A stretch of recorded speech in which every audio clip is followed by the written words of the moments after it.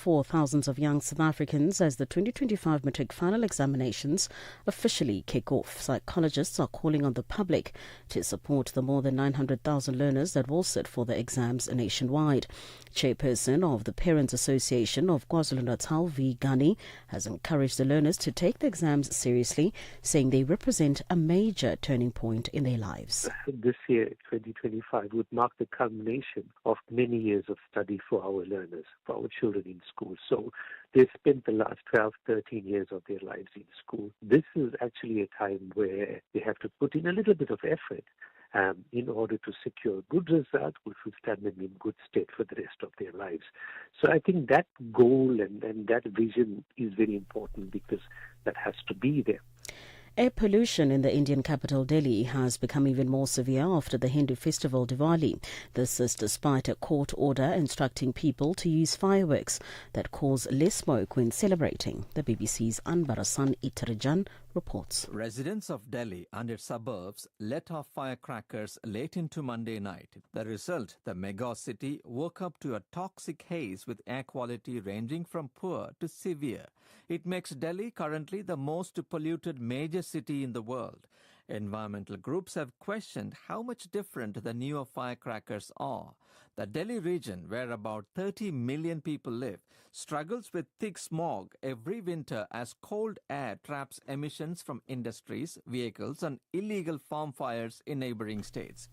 For any news stories you would like to share with us, please do send an email to newsroom@channelafrica.co.za or call us on +27 11714 4459. For Channel Africa News, I'm Jolani Tulo Wepe. SABC News.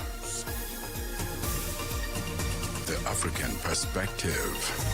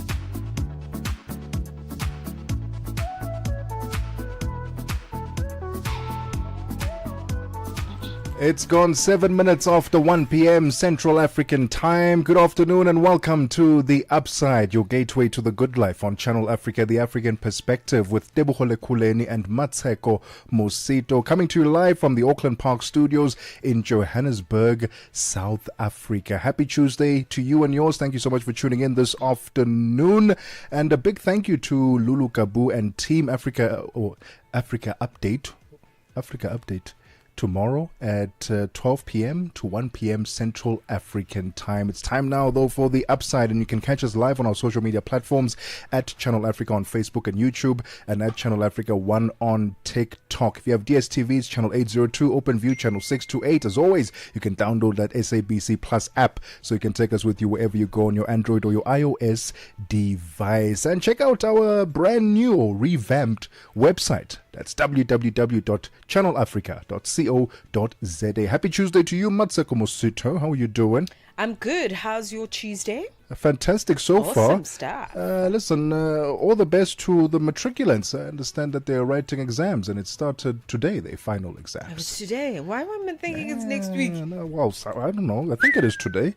If you wrote your exams today, if you're one of the first cohort of people to write your exams today, the 21st of October. Is it October? October. All the best, man, and I hope that you studied, and all the best for the exam season. I know it's not the most favored time of the year for a lot of students. We hate writing exams. During my years of study, I didn't have any issues with exams. I loved exams. Smarty pants. No, I wasn't even smart. Ooh, No. Ha.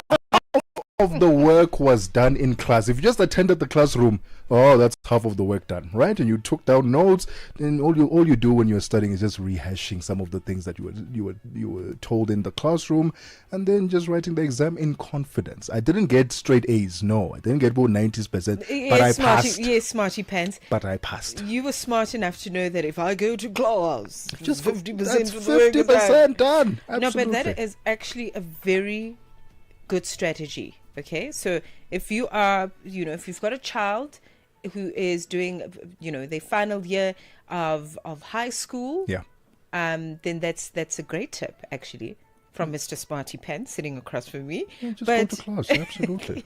But what's coming up on the Tuesday edition of the Upside this afternoon? Do you want to tell us? Absolutely. Hyundai has a silent reading movement that is taking place. The Hyundai Automotive South Africa will be launching their 23rd library, which is pretty cool. I didn't even know that they were out here building libraries. But they have an initiative also at the Tembi Mfundo Primary School in Vosloorus.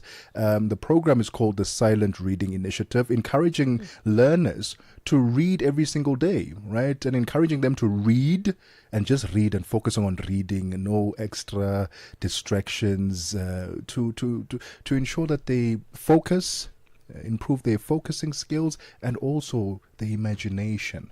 We no longer read, we're constantly on our phones, right? And so it leaves very little room for us to play around in our own heads and create our own images. So they're encouraging that through reading, which I think is absolutely brilliant. And then later on, we are joined, a special guest in the studio, our former acting business manager of Channel Africa, Karabo Rangwetse, will be joining us in studio to talk to us about her book, memoir. It's a story basically from trauma to triumph, is the story that she's relaying in this book, and we'll be talking to her about it and unpacking what it's all about and who is it intended for.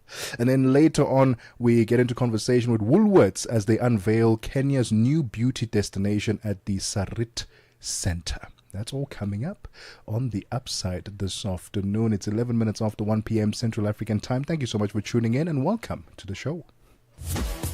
Você é fluente em português? É apaixonado por rádio e quer trabalhar na África do Sul? Você tem documentos que o qualificam para trabalhar na África do Sul? Nesse caso, podemos ter uma oportunidade para você trabalhar no Canal África.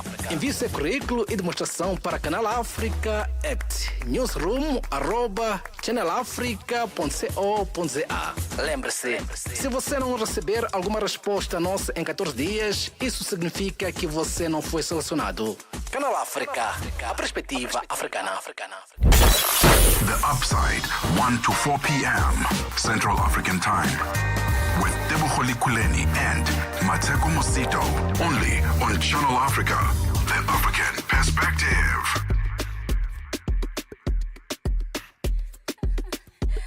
It's Chris with the drama boy.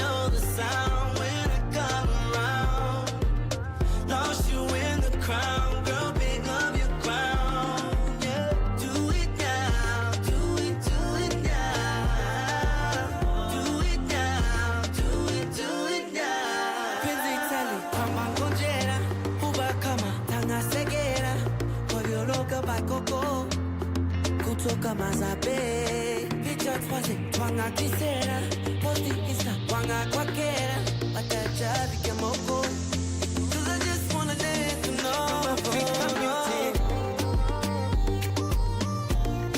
African beauty you're my African beauty you're my African beauty African beauty. Oh, love is what I see when I look into your eyes. Tiny Cubo, and you know I deserve to be the one that takes you high. Timwili chumbani kila kona. Penzi talipa pangojera. Uba kama tanga segera. Kwa vino vya paikopo. Kutoka mazabe. Picha twazi twanga kisera posti insta wanga kwa kera baada ya chali kimoko cause I just wanna let them know I'm African beauty oh you're mine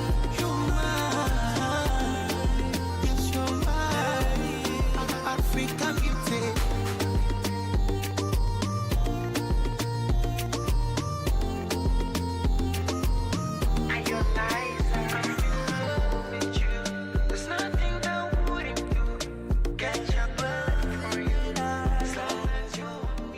"15 minutes after 1 p.m. Central African Time." What a way to kickstart the upside this afternoon on Channel Africa, the African Perspective, with Diamond Platinums featuring Omarian, African Beauty.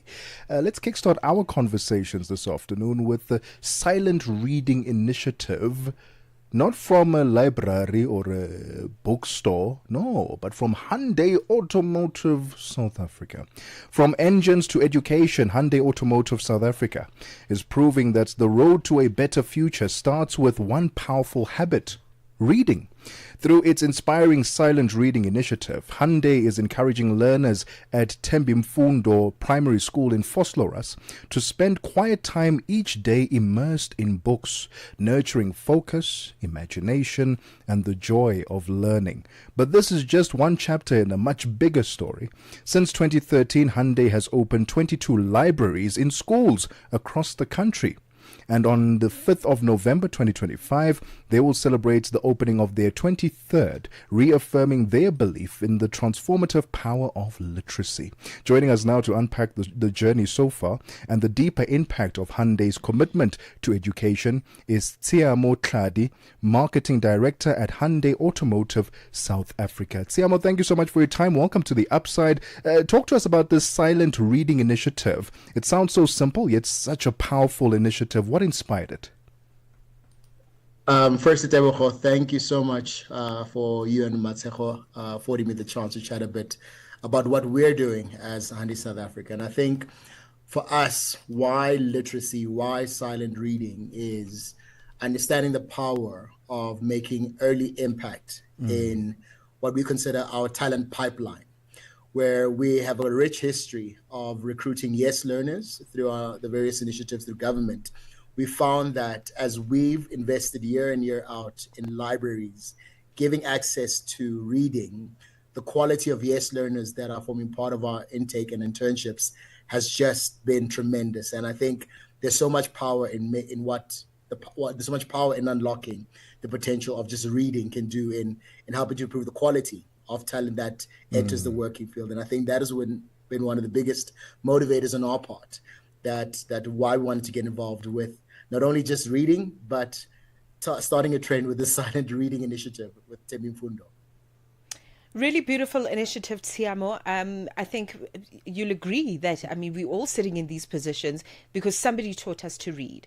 Somebody opened a library where we could go and explore our imaginations and also get some information. But let's talk about Tembimfundo Primary School that's situated in the township of Vosloorus here in South Africa.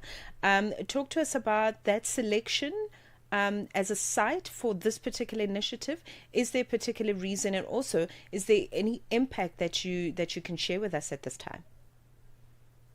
So maybe I think as part of Tebogo's little bit of an intro there earlier, we started this initiative nearly 12, 13 years ago, with one of the first libraries that we opened up. And through our work, through the Motus Trust, we've constantly been interfacing with schools and identifying what has been the heart of their needs. And sometimes you discover that the need is as simple as access. And Temimfuno was the recent school that to the Motus Trust that just simply was in need of access to materials, access to spaces, to encourage kids to do homework, but more importantly, material to read. And I think for us, when we started realizing the state of the school, the need for early access to reading material, it just made a lot of sense for us as a business to say, guys, we've identified our 23rd new library to open this year. And that's what really just informed our decision to work with the teachers, principals at Temimfuno to set up our next library for 2025. A brilliant initiative indeed. It's 20 minutes after 1 p.m. Central African time. We'll continue our conversation with Hyundai Automotive South Africa with their silent reading initiative and launching their 23rd library in South Africa. Africa, voici Abedi. Oui, c'est moi. Abedi est un passionné de musique dans l'âme. Il a un goût pour toutes sortes de musique et passe ses journées à écouter Channel Africa. J'aime beaucoup la musique africaine. Ok. Devinez quoi? Channel Africa veut aider Abedi et les mélomanes du monde entier à découvrir encore plus de musique incroyable. C'est pourquoi Channel Africa appelle les artistes africains à soumettre leur musique. Chers artistes, n'oubliez pas de nous fournir toutes vos informations pertinentes à l'email adresse musique@channelafrica.co.za. Les soumissions sont votre chance d'être entendues, mais elles ne garantissent pas une playlist. Toutes les soumissions seront soigneusement examinées pour voir si elles répondent aux exigences de notre station. Channel Africa, la perspective africaine. The Upside. On the Upside, your voice matters. 21 minutes after 1 p.m. Central African time, we continue our conversation with the marketing director at Hyundai Automotive South Africa, Tsiamo Tladi, about the launch or the opening of their 23rd library at the Temimfundo Primary School in Vosloorus on the 5th of November, and growing the initiative, the silent reading initiative, across all parts of South Africa. Tsiamo, let's talk about the impact. I want to know, since 2013, you've launched the first library. What impact has it had on the learners? Have you received any feedback from the kids, from the principals, from the teachers, the parents, of the impact of these libraries in these spaces? Tebogo, there are a myriad of stories that I could relate and share with you and Mmatsheko about the impact just something as simple as a library opening has had on the various schools that have benefited from it. One of the notable stories that I'd like to bring to the fore was a learner who, with nothing more than just providing them with access to reading material to support their STEM ambitions, resulted in them getting, I believe, 4 to 5 distinctions. And just that alone is power of what access to reading material and resourcing can enable. But part of it, I think, is part of the bigger challenge or social ill that we've discovered, is that literacy is deteriorating year in, year out. And part of the biggest reason of that deterioration in literacy levels across the board is access to not only libraries. Simple question, Tebogo and Mmatsheko, when was the last time you saw a library? Never mind, picked up a book. When was the last time you accessed a library, and why a library? There's no price tag to reading a book. Yeah. There are a number of retailers that make reading a book seem very, what a word I want to use, sometimes out of reach to the price tag we put on it. But just enabling access to reading material, it can just change the entire trajectory of someone's life. And I think for us, stories like that, learners who prior to our intervention were struggling with English, struggling with comprehension, struggling with history, with them just having access to a space to read, they improve their comprehension, improve their understanding, and resultantly achieve distinctions that got them into tertiary institutions. That for me just speaks for itself around the tremendous work, just an impact our libraries have had for the last couple of years. I'm guessing that's how you are measuring, as Hyundai, this is how you're measuring the success of the literacy and education initiatives at Tsiamo? And the various metrics we're using. Top of that is the number of learners that actually get into the school. Secondly, how many books are actually booked out by that particular school.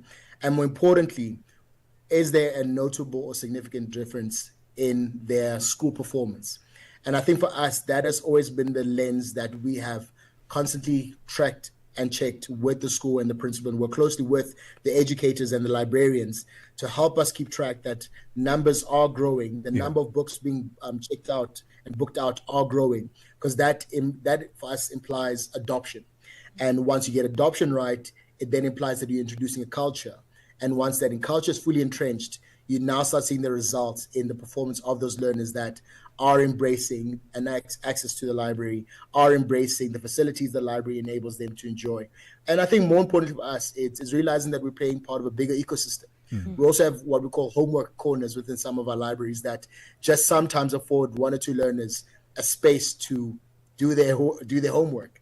And I think for us, it just starts with that simple initiative of making silent reading a habit, making silent reading a culture that is not always prevalent in most of our underprivileged schools in the country. Well, we're very excited about the launch of the 23rd library. Are there any partnerships that you'd like to refer to on how you are getting these libraries up and running, bringing them to life? And are there opportunities for more partnerships, NGOs, the Department of Education, to ensure that you build even more libraries over the next 10 years? No, spot on. And I think to answer that question, Tebogo and Mmatsheko, I'd like to just maybe give a bit of background on our part as Hande first, before I acknowledge some of our partners that have made this a possibility. I think for us, broadly speaking, across the world, we are in service of our vision of delivering progress for humanity. And it takes up various iterations across the various markets. But for us, when we looked at some of the various areas of interest, the one that made most sense, that'll offer us the most meaningful socioeconomic impact was literacy levels. And I think for us, that has been our commitment, that how do we live out progress for humanity? It's about making access to these materials, these libraries possible, that suddenly at Tebogo, Mmatsheko, who prior to this intervention would have not believed possible to do well at school, not think it's possible to do well at university, suddenly feels that those dreams are within reach. So that has been what has been informed our commitment to get involved as Hande. Then as we started exploring that within the broader ecosystem of the group we're affiliated to in terms of the Motus Group, it's a value and a principle that they shared with us to say, guys, this is some of the work we're trying to do within underprivileged areas, and we are open for you as Hande to lead the charge at delivering as many of these library openings as possible, and consistently through their tremendous support, to the educators that are leading the trust for the Motus Group, we've been able to successfully open up 22 libraries to date, and the 23rd coming up this month in November. So that has been some of the key partners that have helped get us to this place. And in terms of opening up ourselves to partnership, we're always open to partner. Kimo took about, and I think for us, the more we can rally of our partners in the automotive industry, retail partners, and beyond, NGOs, educational forums, educational institutions to partner with us, we believe that we can one day, hopefully boast one day to have said we've opened up libraries in every single province and beyond, to make sure that as many South African, brown, black kids access reading material and feel that their dreams are within reach.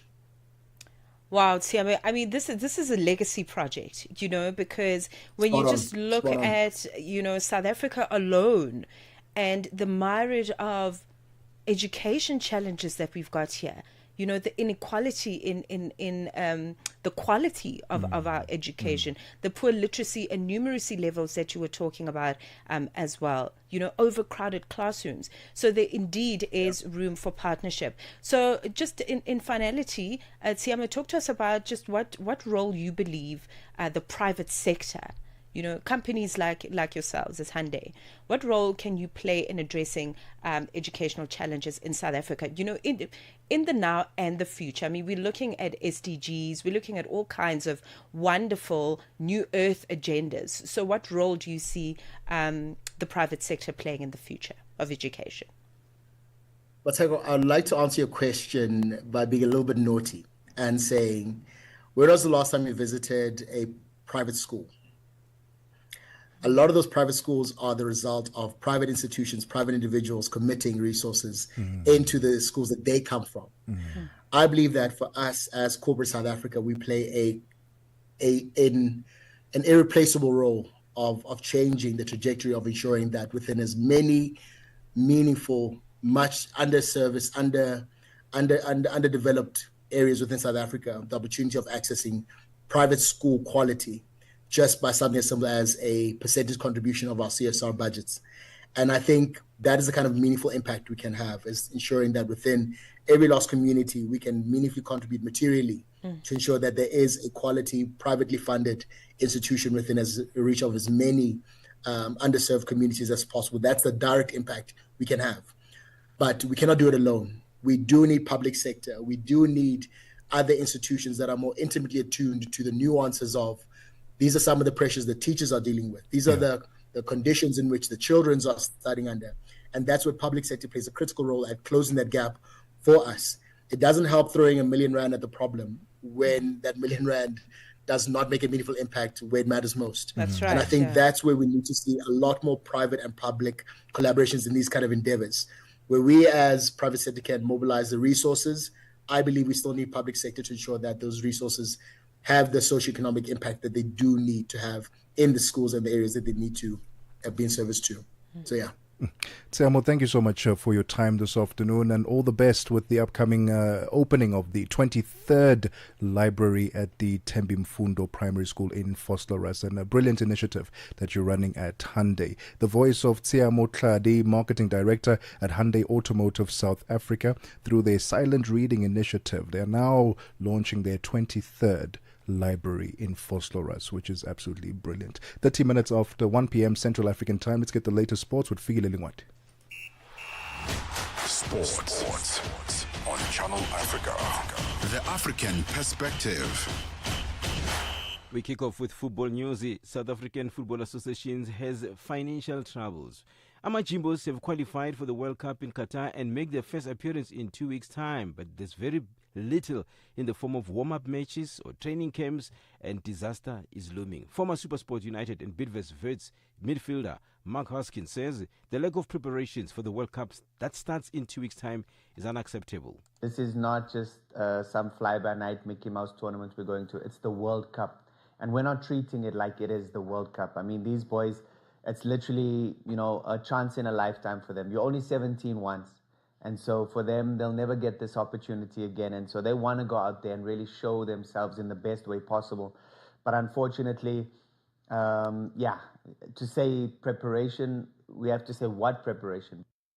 Arsenal manager Mikel Arteta says he looks up to Atletico Madrid boss Diego Simeone before their teams meet in the Champions League, and he believes the Argentine would be a success if he wanted to work England.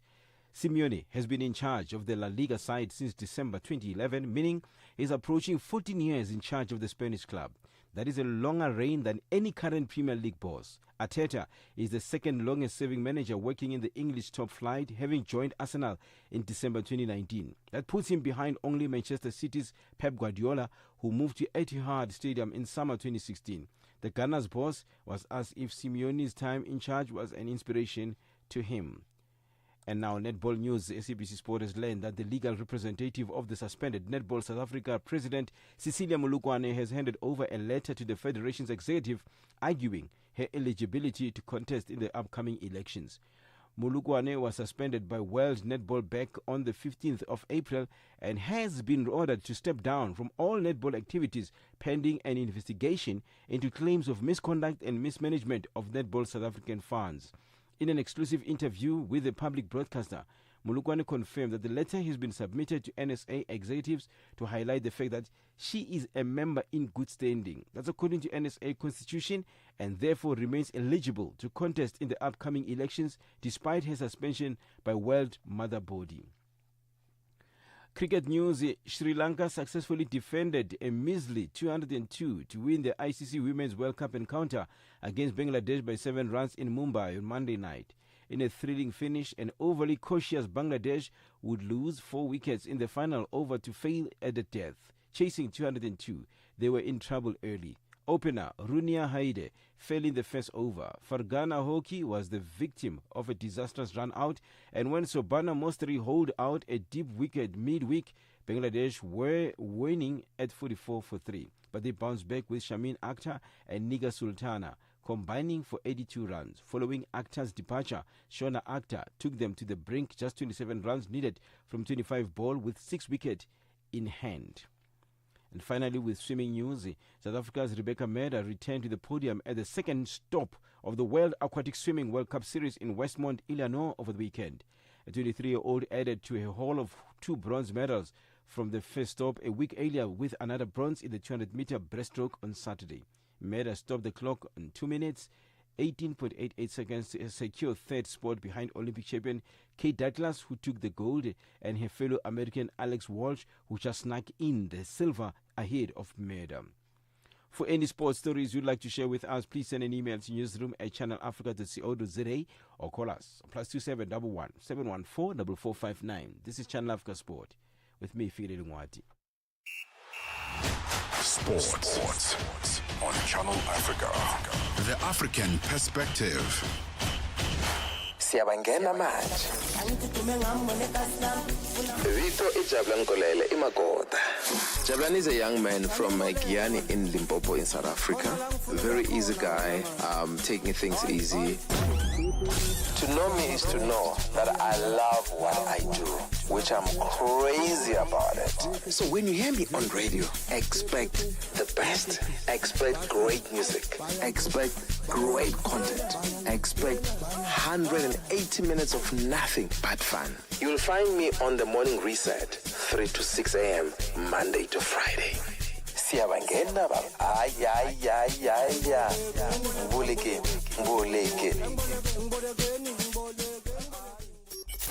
We take no sides, none whatsoever. We are the Upside. 36 minutes after 1 p.m. Central African time. Let's get the business news now with Mr. Golden Voice himself, Thabiso Lehuku. Business news on Channel Africa. The African perspective. Thanks, Tebogo, and good afternoon. A private equity firm, APN Capital Advisory, and the International Finance Corporation say they've launched a $1 billion fund to invest in critical minerals projects in Africa and Latin America. The fund, anchored by an initial $100 million commitment from the corporation, a member of the World Bank Group, will focus on nickel, copper, cobalt, and rare earths, all essential for the energy transition and digital technologies. The new vehicle is IFC's first fund in partnership with a private mining investor, reflecting growing interest by development finance institutions to attract private capital into mining projects. Countries across Africa are rethinking how immigration policy can drive growth and attract critical skills.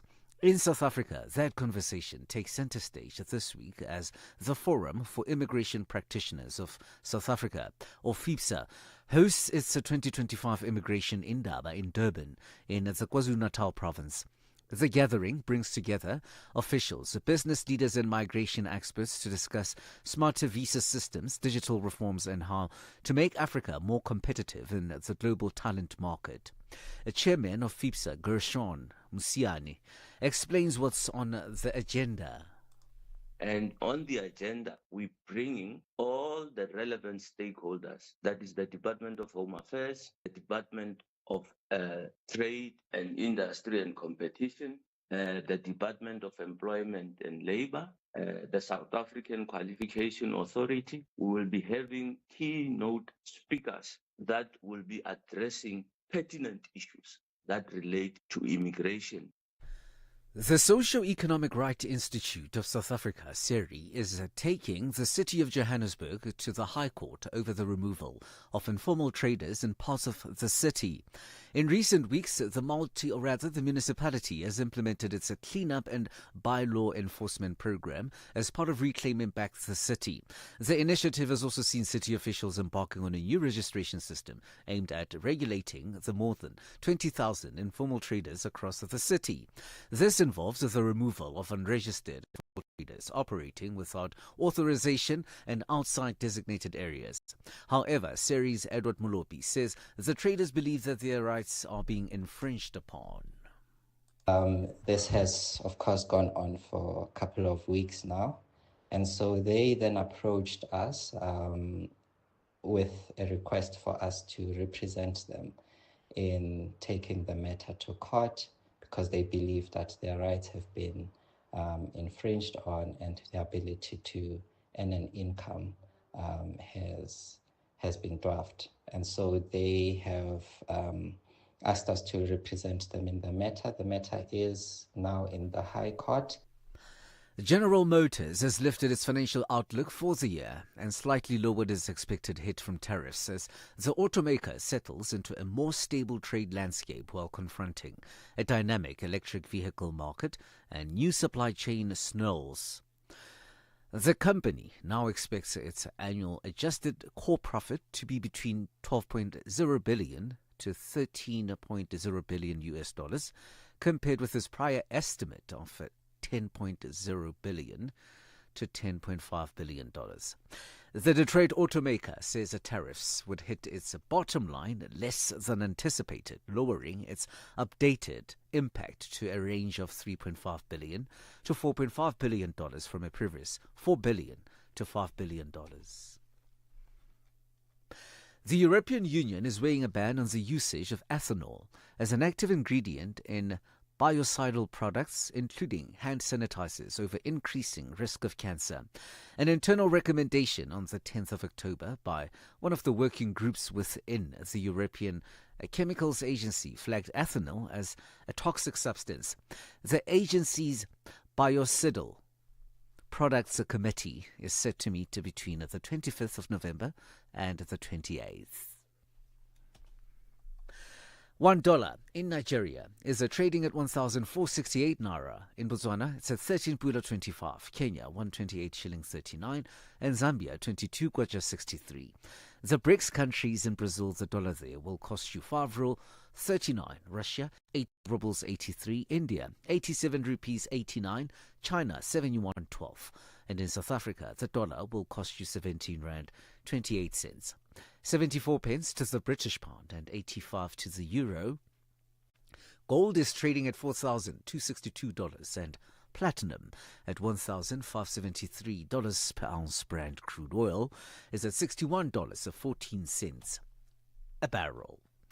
For any business stories you would like to share with us, please send us an email to newsroom@channelafrica.co.za or call us on +2711 714 4459. For Channel Africa Business in Johannesburg, I'm Thabiso Lohoko.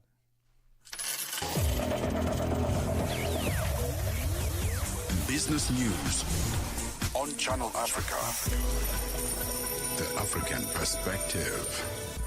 Broadcasting in 5 different languages, connecting the continent.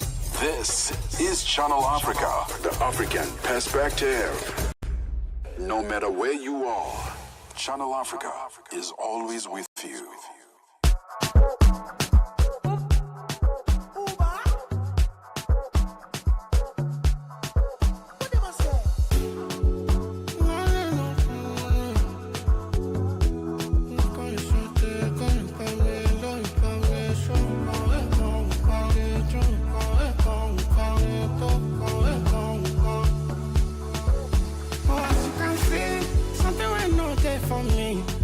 From my mind, you see, floppy money. Focus with me, the vitamin C. Oh, as you can see, something will not there for me. If you don't say that you're for me, it's no guarantee. I know if you say you bring my party. For my money, you want the time I want, gonna. For my balance, you know straight my car, you too, can I enter small hour. For your mother, you the only you want the call. If you go, we go, we go. If you go, we go, we go. You want if you go, we go, we go. If you go, we go, we go. You want if you go, we go, we go. If you go, we go, we go. You want if you go, we go, we go. If you go, we go, we go. You want if you go, we go, we go. If you go, we go, we go. You want if you go, we go, we go. If you go, we go, we go. Baby, I'm a sumbalaga with my day ones, my day ones. I never let my enemies shame me go. Now I me, I know the rest I always say walk out. If I say oh lazy go, I go pick your money before I pick my big go. Because it is stop nonsense, you dey hate on me out market. If I form or make I bend, say you get fake dress, but you won't give me advice about patience. Are you making sense? Can't fit before I change my color. I dey talk, you dey talk, shut up. Me where you with it, I know you ball up. She be with mama, ever I'm fed up.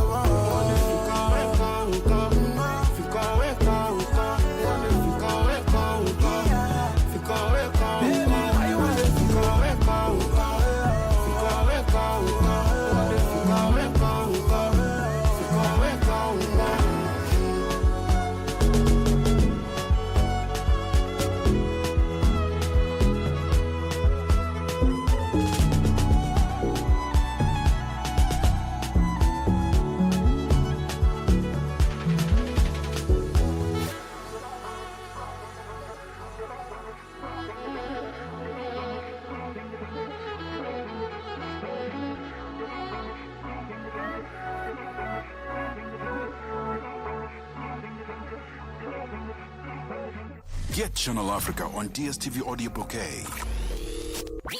Channel 802.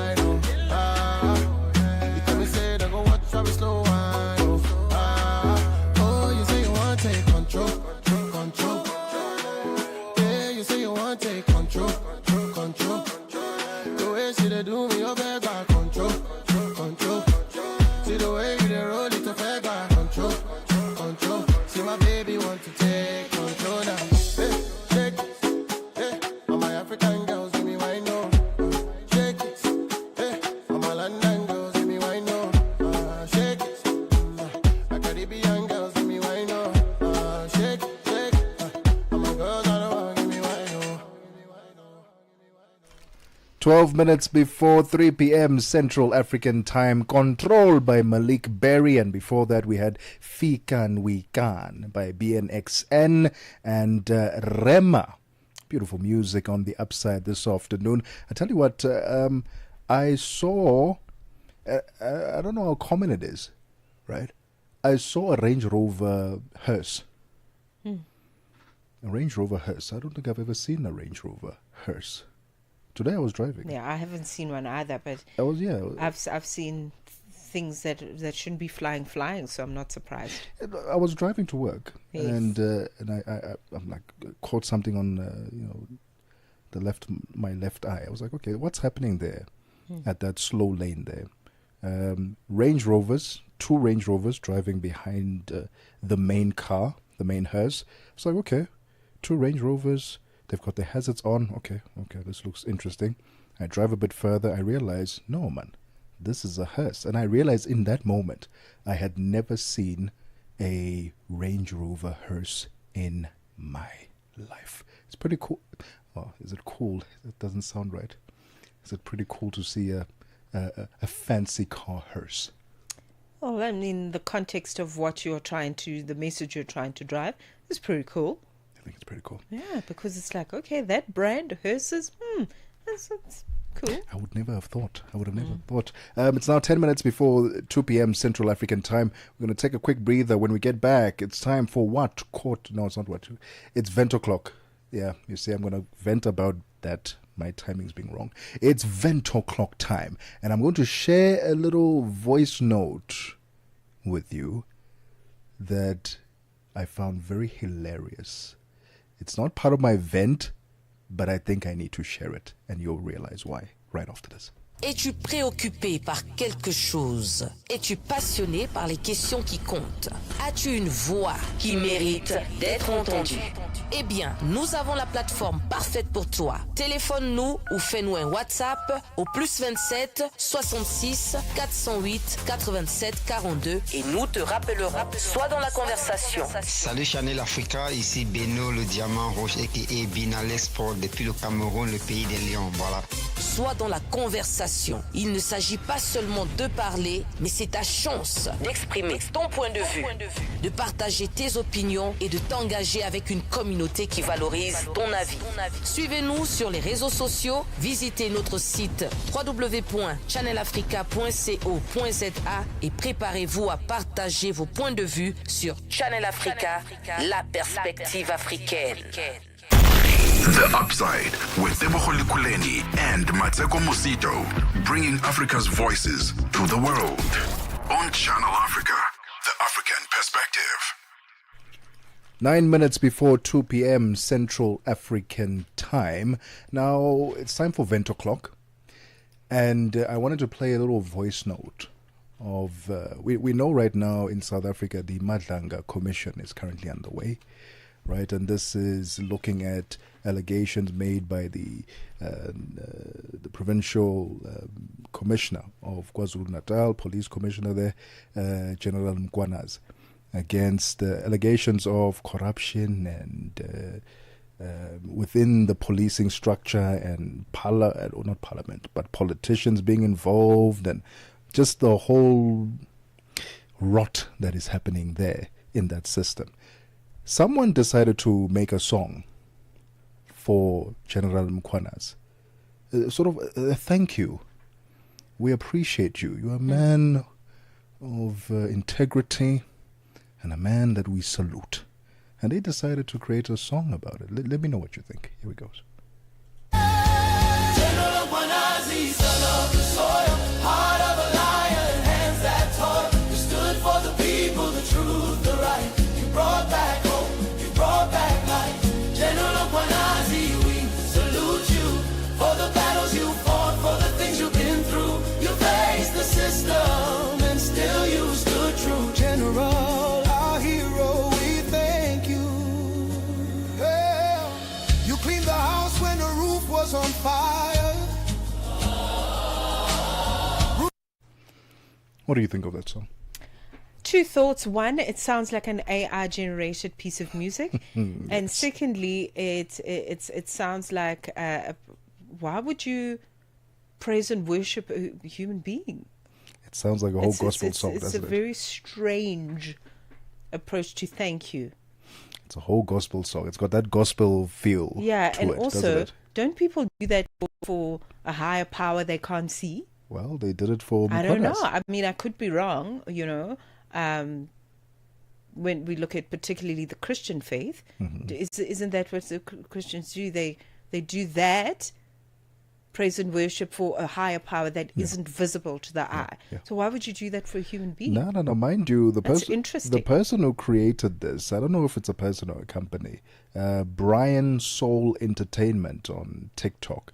They are very well known for, going to music concerts. They specialize in music events and travel. That's their thing. So I don't know what they decided. You know what? We're gonna say thank you to this guy, but it does sound a bit praisey, a bit worshipy, a bit churchy on a Sunday. Let us know what you think of this song. If you found it weird. You found it weird. That was not my vent, though. My vent this afternoon is it's October now, the 21st of October.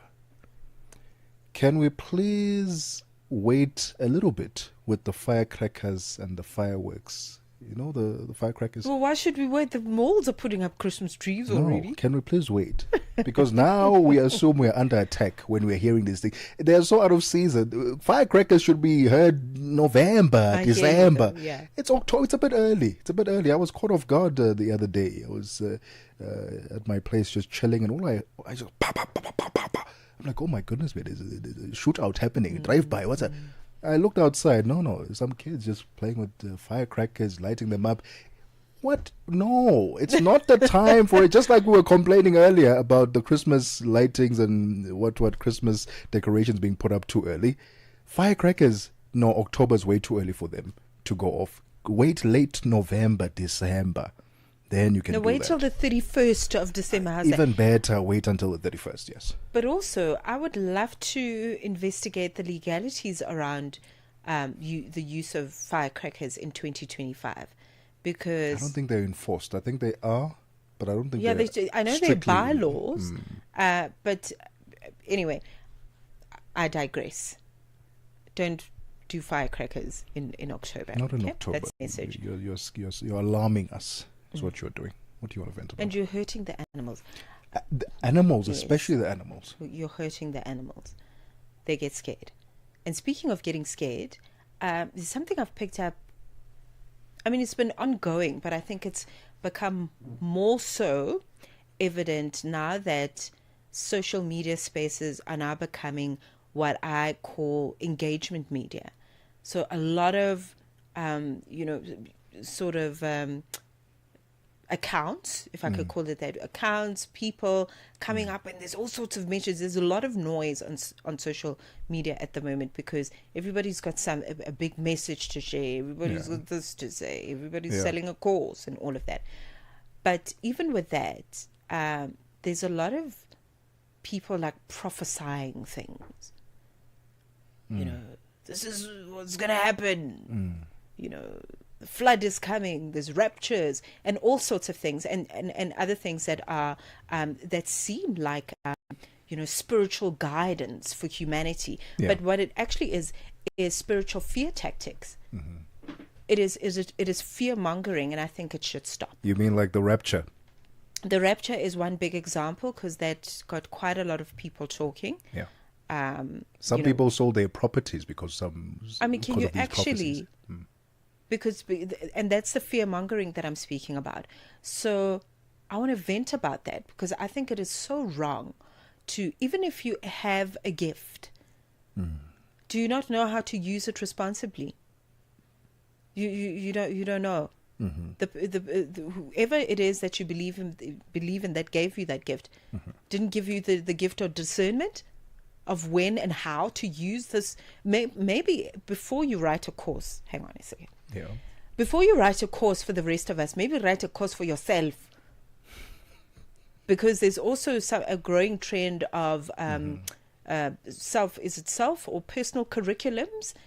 Write a personal curriculum for yourself on how I can use my prophesying gift correctly. Let's start there, because what you're doing by spreading these messages about, there was another gentleman who was sitting on a podcast confidently with his shoulders back, and he was talking from the diaphragm, confidently telling people on the internet that there is a pandemic that's coming sooner than later, and people need to prepare themselves because it's going to be more brutal than the next. That is fear-mongering. And it is irresponsible when you come through with a bunch of your friends from a drinking spree or wherever you come from, sitting behind a mic and broadcasting that people's lives are going to be in danger. Yeah. You don't have facts, you don't have research, Yeah. you don't have thesis, you don't have dissertation, you have nothing but baloney, the tongue that you're just waving on the internet. Stop it. Stop. Well, Stop. You heard it from Mmatsheko. Please stop it. Please stop. And it's not to say that they aren't genuinely gifted people. They really are. They are genuinely gifted, spiritually gifted people. They are. But they're responsible. But you'd like to believe that they are a bit more discerning than most, who just want to, spread fear everywhere. What's the point? Why? What are you gaining from that? If everyone now gets scared, and what did you gain from that? Then you can sell your course. Well, that's what you could do. 2 p.m. Central African Time. Let's get the latest news with Jwalani Tulongwepe. SABC News. The African Perspective. Thanks, Tebogo. Top stories this hour. Uganda's Electoral Commission sets election date and believes to accept migrants from the United States. Good afternoon. Uganda's Electoral Commission has set 15th of January as the date for the country's general election. President Yoweri Museveni is expected to extend his rule to nearly half a century. Now Africa's fourth longest ruling leader, Museveni's government has changed the constitution twice to remove age and term limits, allowing him to remain in office since 1986. His main rival is expected to be 43-year-old pop star and politician Bobi Wine, whose real name is Robert Kyagulanyi, says Museveni won the last election through ballot stuffing, intimidation of voters, bribery and other rigging tactics. Ruling party officials dismiss the accusation and say Museveni won through genuine support. Madagascar's former leader Andry Rajoelina, whom lawmakers impeached after he fled abroad last weekend, continues to condemn the army takeover and refuses to step down while in exile. This is despite defections in the security forces and the High Constitutional Court ratifying the takeover. Senior lecturer at Wits School of Governance, Dr. Frank Lekaba. This appointment, approved by the High Constitutional Court, seems to be a legitimate government now in place in Madagascar. And I think it's going to be a very difficult terrain for SADC and the AU to navigate. Over the years, the developments in Madagascar's political system, particularly after 2009, they've been hinged upon what the High Constitutional Court pronounces itself on. So the High Constitutional Court has been a cornerstone, particularly after 2009, in resolving public affairs in Madagascar. And SADC and the AU have kind of given this High Constitutional Court respect as a body that mediates the political developments in Madagascar.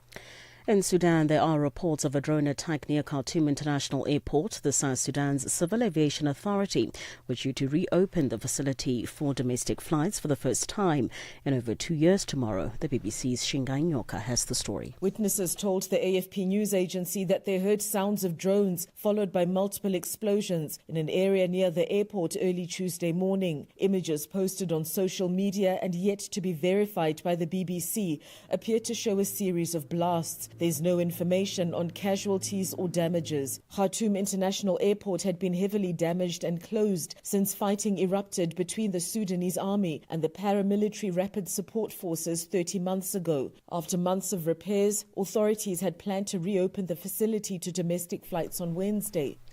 South Africa's Police Minister Senzo Mchunu has failed to bring forward a video clip as evidence about some of the issues he disputed on the allegations made by KwaZulu-Natal Police Commissioner Nhlanhla Mkhwanazi. Mchunu has been placed on special leave. The minister is giving his testimony on a wide range of allegations made by Mkhwanazi about criminal infiltration, corruption and political interference in the criminal justice system. Chairperson of the ad hoc committee, Lekhuleni, said after many attempts the committee made to be furnished with the evidence, nothing came forth. Honorable Minister, when we adjourned on Friday, we agreed that there was an extract that you were going to send us, the extract of that video. And the report that I got from our support team is that inquiries have made with your team, and up to now we haven't got any positive response. So we are going to proceed with today's activities without that extract. Belize has signed an agreement with Washington to act as a safe third country for migrants as they seek asylum in the United States. The State Department called the deal an important milestone in ending illegal immigration and shutting down abuse of the U.S. asylum system. The BBC's Warren Bull has the details. In his first term, Donald Trump introduced a mechanism which allowed Washington to deny asylum to someone and send them to a third country that's considered safe rather than returning them home. The Biden administration ended the practice, which was considered by human rights organizations as a breach of international law. But the second Trump presidency has restored the practice and signed a similar agreement with Panama in August, as it seeks to increase deportations and dissuade undocumented migration. It's not clear what Belize will receive in exchange for the 2-year arrangement. Recapping the top story this hour, Uganda's Electoral Commission has set the 15th of January as the date for the country's general elections. For any news stories you would like to share with us, please do send an email to newsroom@channelafrica.co.za or call us on +27 11 714 4459. For Channel Africa News, I'm Jolani Tulo Wepe. SABC News. The African Perspective.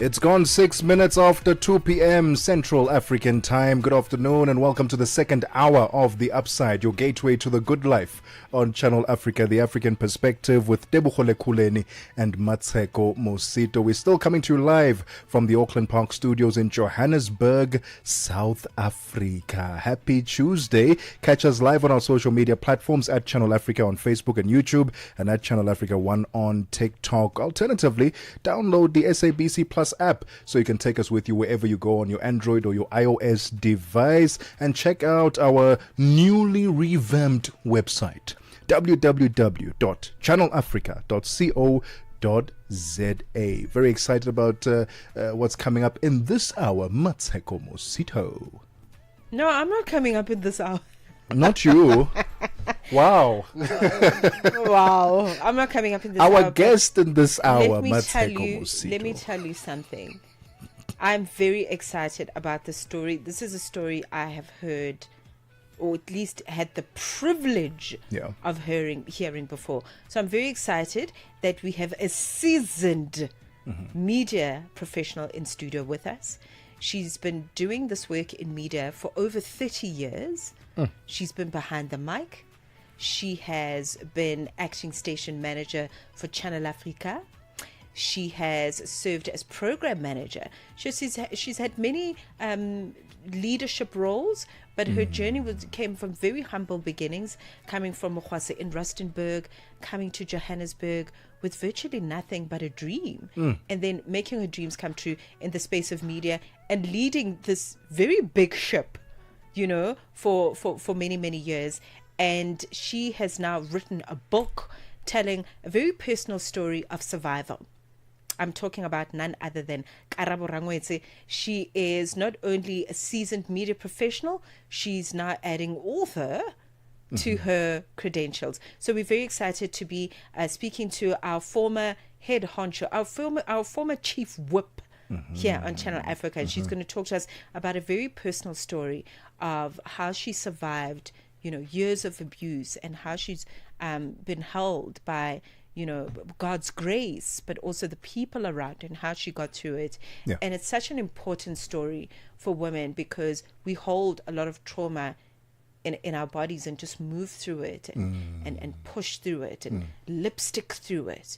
She did the work. She did the shadow work, and she's put it in a book. What a beautiful testimony. We're very excited to talk to her about that, and also just to catch up with her after a long time to find out what else is happening in her life. But we're very excited to talk about the book. The title is From Trauma to Triumph by Karabo Rangwetse.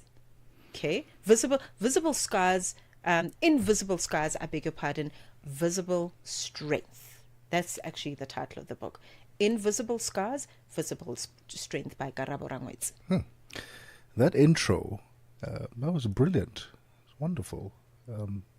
Brownie points you're going to get from Ukarab because of that intro. Well, she's changed my life. That was brilliant. Yes. You added extra sauce there because she's your former chief whip. No, also she's changed my life in a real way. There's many things in my career that I wouldn't have discovered had it not been for her. But I'm not going to go there because I don't have enough tissues. And I'm going to cry. I do. I'm going to cry. I really don't. No. Now when I cry, it's too much. Our conversation with Karabo Rangwetse is coming up next. Ladies and gentlemen, don't go anywhere. Invisible Scars, Visible Strength. This is The Upside, 10 minutes after 2 p.m. Central African Time. Darubini ya Afrika na I am Henry Shakif. Mgombea urais wa chama cha wananchi CUF Gambo Samatindo ameitaka serikali ya Tanzania kuweza kutoa msimamo wao wa wazi kuhusiana na matukio ya utekaji watu. Tamko hili la mgombea huyu wa CUF mnalichukuliaje na nini mtazamo wenu? Haya ndio masuala ambayo sisi kama watetezi wa haki za binadamu au shirika la utetezi tunapenda sana. Ni moja ya kazi ambayo tunaifanya. Lakini tatizo hili limekuwa sugu kwa hivi karibuni. Hili linaleta tafsiri gani kwa nchi ya Tanzania kiujumla? Mnasimamia wapi mpaka hivi sasa, na je, mmekwisha kutoa tamko lolote? Ndio, sisi tulitoa statement yetu. Sasa ni jambo la kutisha sana kuona mambo yanaendelea, na inatisha sasa hivi sana. Watu wanaonekana kukasirishwa sana na matukio ya namna hii. Darubini ya Afrika kila Jumatatu hadi Ijumaa kuanzia saa 11 kamili hadi saa 12 kamili jioni majira ya Afrika ya Kati. Your afternoons just got even better, fresh and exciting. The Upside, hooking you up with today's news from an African perspective.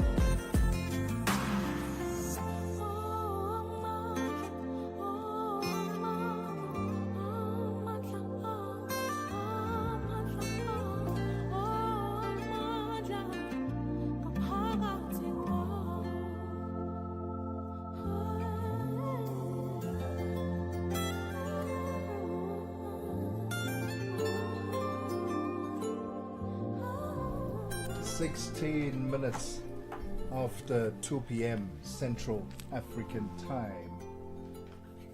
What a beautiful song. Amanda Black, Power.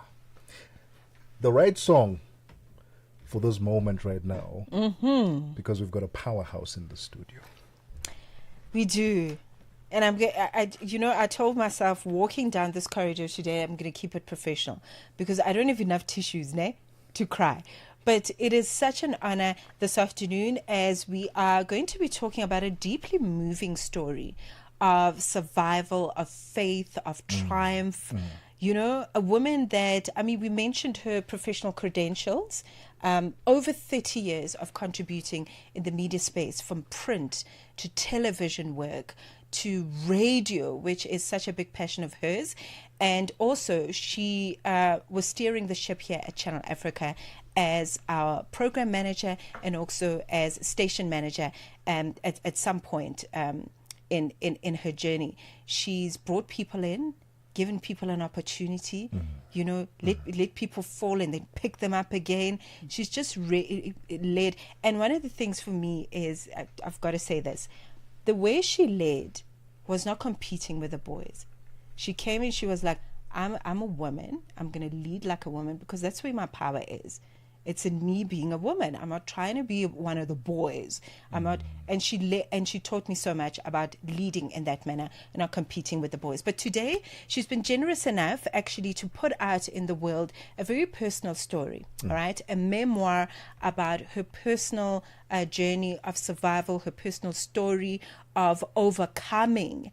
And also sharing it and putting out in a book means that you too can do the same. You too can move through your traumas if you do the work, if you do the shadow work, and put it in a book, okay? Her book is called Invisible Scars, Visible Strength by Karabo Rangwetse. In case you haven't guessed who I'm speaking about, former station manager at Channel Africa and a woman who's done such incredible things in her career. And we're talking about her personal story. Miss K, welcome to Channel Africa. I know we affectionately call you Sis K on the station, so it's like so hard to not call you that. It is wonderful to see you again after such a long time. You have changed my life, and you continue to do so with the book that you've written. Welcome to the show. Oh, Tebogo, thank you. I'm still your Sis K, so you can carry on calling me Sis K. What a moving tribute, Tebogo. I'm close to tears. You know I'm such a crybaby, right? I know you are. I'm close to tears, but fortunately I have enough tissues for, how many are we in the studio? 5, for all 5 of us. I'm going to need some. Yeah, no, but I promised myself I wasn't going to cry. I just wasn't expecting that kind of welcome. I'm completely and, totally humbled by your words. Thank you. Thank you for having me. You're welcome. Let's talk about just your life's journey. Because there's a thing in the world almost that's unspoken, that we've got to kind of separate ourselves. There's professional Karabo and then there's personal Karabo that nobody needs to know about. But you've always just found yourself in rooms with women, and you've been very open, to share very privileged, very sacred stuff about your life's journey and how you got here. Sometimes not even having the money to catch a taxi to get to the next appointment. You're being a young journalist trying to make it and all of that. And you share those stories so generously. Talk to me about what part of you didn't want to separate your life, that you wanted to just live your story in its fullness, in its wholeness, with the light and the dark that it comes with. Reality, being real with yourself. I did it for myself. I did it for you. I did it for everyone, really. And I'm a compassionate person. I'm a nurturer. So there's no way that I would have, hidden my trauma or my life challenges, knowing very well that the next person might be very well going through the road that I had traveled. And because I'm such a nurturer, I believe in building people, in comforting them, in encouraging them, in inspiring them. So I look at myself and I see God's living testimony. That's one of my hashtags, because I am a living testimony. I always tell people that, if it was possible for one to die over and over and over again, that would have been me. I'm also an overcomer. One of my hashtags, #overcomer, because I overcame. I didn't just wake up and become an overcomer. It was a painful, rocky, thorny journey, but I had to overcome. I started off as a victim. I transitioned from being a victim to being a survivor. Then I healed. And after I healed, I became an overcomer. So I decided I wasn't going to let my past determine my future. And I was not going to give someone who violently violated me the power to control my life or to control my destiny. I'm a child of God. And my ancestors love me. And I'm divinely favored. So besides the spiritual aspect, I just had to, to show the next person that you shouldn't be determined by your circumstances. You can rise above it all. Right. You have power. You have all the power to rise above it all. And when you do, your triumph is the one that is going to deal with the person who is responsible for what you went through. It's 22 minutes after 2 p.m. Central African Time. We're hanging out with the one and only Karabo Rangwetsi, here to talk to us about her book, Invisible Scars, Visible Strength. Oh, what a woman. I love that. That's the other part. Yes. It doesn't end there, Tebogo. Oh, what a woman. What a woman. I am that woman. And we're going to find out more about it right after this. Mix Vibration sur Channel Africa. Qu'est-ce qui vous a amené à dire ça? Est-ce que vous avez observé un certain nombre d'événements dans la vie? Est-ce que c'était par rapport à une expérience? Est-ce que vous avez rencontré des choses qui vous ont dit il faut de la patience, comme ça les choses vont venir au bon moment et les bons dieux pourra peut-être me visiter? Oui, c'était justement un conseil que le Seigneur m'a fait inspirer pour donner à son peuple, parce qu'il y a la plupart des gens, pendant que Dieu bénit les autres, ils pensent que Dieu les a oubliés, et pendant que Dieu ouvre pour les autres, ils pensent que peut-être Dieu n'a pas pu écouter leurs prières. Alors ce n'est pas le cas. Alors Dieu bénit tout un chacun de nous avec son temps. Donc le temps de Dieu est toujours le meilleur dans la vie de tout un chacun de nous. Mix Vibration tous les dimanches de 18h à 19h, temps universel. Let the Upside transport from Cape to Cairo every weekday from 2 to 5 p.m. Central African Time. 24 minutes after 2 p.m. Central African Time. We are still hanging out with Karabo Rangwetsi, here to talk to us about her book, Invisible Scars, Visible Strength. Oh, what a woman. Yes. The title itself is powerful. Thank you. For someone reading just that title, they've already said, okay, cool. I have an idea of what this story is going to be about. But perhaps walk us through the book itself. And yes, it's your story, but who is it meant to attract? Who is it meant to... who's supposed to listen to this story? Besides you sharing it, on the other side, who are you seeing picking that story up and being uplifted by it? Everybody, Tebogo. And because once someone becomes a victim, or they go through some kind of trauma, not only are they affected, but the people around them get affected, be it immediate family members, friends. Their relationships somehow get affected even in the long run, right?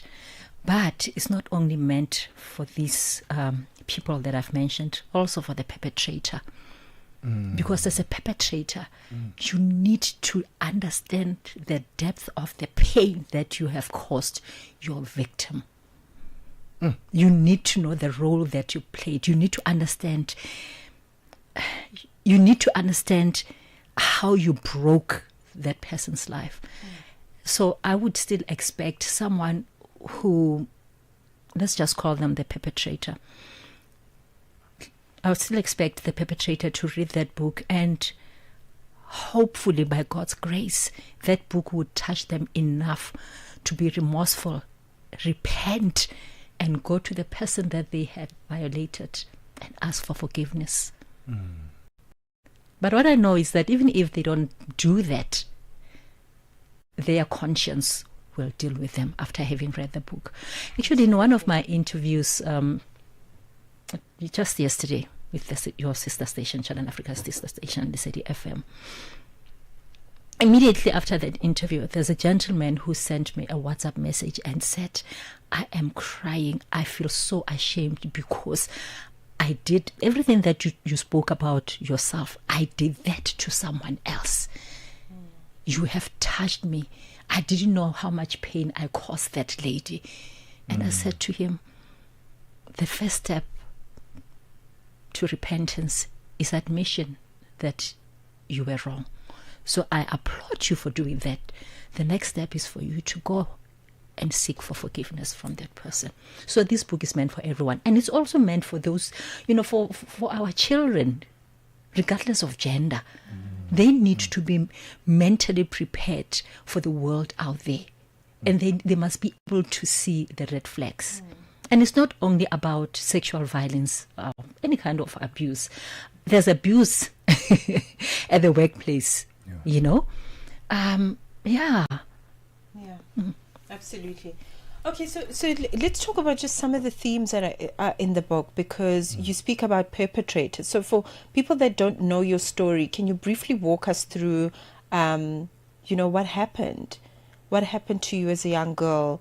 And how did you want to shape the story as part of, your memoir? Is it spoken in your own voice? Is it memory? Is it just bits of it? Yeah, how do you tell the story of what happened to you?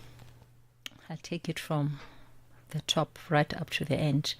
So the book is not just based on what was done to me when I was 5 years old and 6 years old, because that, happened over a period of 1.5 years. Yes, at the age of 5 and 6, I was repeatedly sexually violated by an uncle who was he's still alive, so who is my mom's, one of my mom's brothers, and my mom's distant cousin. It was almost a daily occurrence, right? I don't want to give much information because I still want people to go and get the book, but my health was affected. I'm living with a very weak bladder because my bladder was damaged while they were doing that. I have what they call uterine prolapse. That's when the womb or the uterus drops because of trauma, and you can actually feel the mouth of the uterus hanging out, almost about to hang out. In severe cases, it literally hangs out. And in such cases, one would have to go through a hysterectomy, removal of the uterus. When I was, and I was also starved between, those ages. I was starved. I was physically abused as well. I was in the care of my mother's maternal aunt, because my mom was still pursuing her studies while during apartheid. So she had to go for training. I think she went to Mafikeng, and Papa was left behind at Alexandra. So someone had to look for us, my brother and I, and she offered to assist. And then when I was 20, my first year at university, and let's just talk about the ages 20 and 21, and there's a pattern here. I met a man, we fell in love, he wanted to marry me. My parents said no, I'm still young, I must, he must wait for me to complete my studies. Fine. Convinced me to have a baby. That way my parents would allow us to get married. I was naive and stupid, so I agreed because I was in love. He became physically abusive during our pregnancy. I almost miscarried at some point. I'm living with a I'm partially deaf on one ear due to one of the injuries that he had caused. After I dumped him, he said to me, I approached you. You didn't come to me. I'm the one who came to you to tell you that I loved you. So I'm moving on with my life, but you're not going to move on. I own you, especially because now we have a child. This was after we've had a child. I endured repeated sexual assault at gunpoint at the hands of that man simply because he felt that I was his property. We have a child together. I suffered severe physical abuse. I almost died at the hands of that man. He took me to a bush and wanted to kill me. He had made up his mind that he was going to shoot me, shoot himself, and that's it. I went through that. But then again, besides relationships, I went through a lot of abuse, emotional abuse at work. I survived breast cancer twice, as if that was not enough. I mean, and I would often ask God, until when? And, it's not right to ask why me, because if not you, then who? But if you go through challenges and major challenges continuously, what does that say about you? So I ended up asking God, is this my purpose? What is my purpose with my life? Do you even exist? Okay. Is there a God? Siske, hold that thought. We've got to respect the radio clock, but we're going to continue with you because we want to hear just other parts, not giving the book away because we want you to buy the book. Pre-orders are open, but she's going to continue to just share the journey with us after we take the sports bulletin with Fix Lengwati. Sports on Channel Africa. The African perspective. In our sports update now, let me start off with football news. Nigeria's under-17 women's national football team, the Flamingos, are stepping up preparation for next month's FIFA Under-17 Women's World Cup in Morocco. The team and their officials landed in Casablanca after a smooth 4-hour, 20-minute flight from Abuja. They are staying at the well-known Ibis Hotel in Casablanca. Coach Bankole Olowakere's team will have a light training session later this evening. The Flamingos will also play 2 friendly matches, one against New Zealand on Friday and the other against Paraguay next Tuesday. Nigeria is in Group C along with France, Canada and Samoa. Some more football news. Former SuperSport United and Bidvest midfielder Mark Hoskins says it is disappointing that the preparations for Amajimbos ahead of the Under-17 World Cup that starts in 2 weeks' time are not in place. Amajimbos have qualified for the World Cup in Qatar and make their first appearance in 2 weeks' time. The national Under-17 teams only assembled in Johannesburg on Sunday evening, 2 weeks before its opening match against Bolivia on the 3rd of November. Haskins elaborates. This is not just some fly-by-night Mickey Mouse tournament we're going to. It's the World Cup. And we're not treating it like it is the World Cup. I mean, these boys, it's literally, a chance in a lifetime for them. You're only 17 once. And so for them, they'll never get this opportunity again. And so they want to go out there and really show themselves in the best way possible. But unfortunately, to say preparation, we have to say what preparation? I will end with the hockey news. Zimbabwe's under-21 women's hockey team will now take part in the upcoming FIH Hockey Women's Junior World Cup in Santiago, Chile, after a timely government intervention rescued their campaign. A tournament runs from the 1st to the 13th of December, featuring 24 teams across the globe. Zimbabwe had initially pulled out on Friday, citing financial challenges, but the withdrawal was reversed after the Ministry of Sport, Recreation, Arts and Culture stepped in to cover the costs. For any sports stories you'd like to share with us, please send an email to newsroom@channelafrica.co.za or call us on +27 11 714 4459. This is Channel Africa Sport with me, Fide Lingwati. Sports on Channel Africa. The African perspective. Você é fluente em português? É apaixonado por rádio e quer trabalhar na África do Sul? Você tem documentos que o qualificam para trabalhar na África do Sul? Nesse caso, podemos ter uma oportunidade para você trabalhar no Canal África. Envie seu currículo e demonstração para Canal África at newsroom@channelafrica.co.za. Lembre-se, se você não receber alguma resposta nossa em 14 dias, isso significa que você não foi selecionado. Canal África, a perspectiva africana. We take no sides, none whatsoever. We are the Upside. 36 minutes after 2 p.m. Central African time. Let's find out how the markets are moving with Mr. Golden Voice himself, Thabiso Lekhuleni. Business news on Channel Africa. The African perspective. Thanks, Tebogo, and good afternoon. Experts have expressed confidence that South Africa could be removed from the Financial Action Task Force grey list. Business Unit Lead for Governance at Moore Infinity, Danny Dorfling, says that the grey listing back in February 2023 has had real-life consequences for small businesses.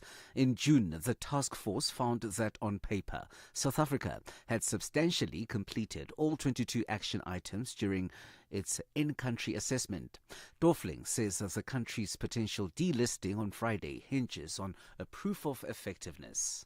If I could not point out a sector, but rather a segment, I think SMEs were hit the hardest because of the beneficial ownership, onerous compliance guidelines and requirements from a beneficial ownership point of view. And we've also seen that in portfolio inflows. I mean, commercial flights at South Africa's Polokwane International Airport have been delayed or cancelled. The airport says it is awaiting approval for new regulations from the Air Traffic and Navigation Services, which helps pilots land safely in poor weather.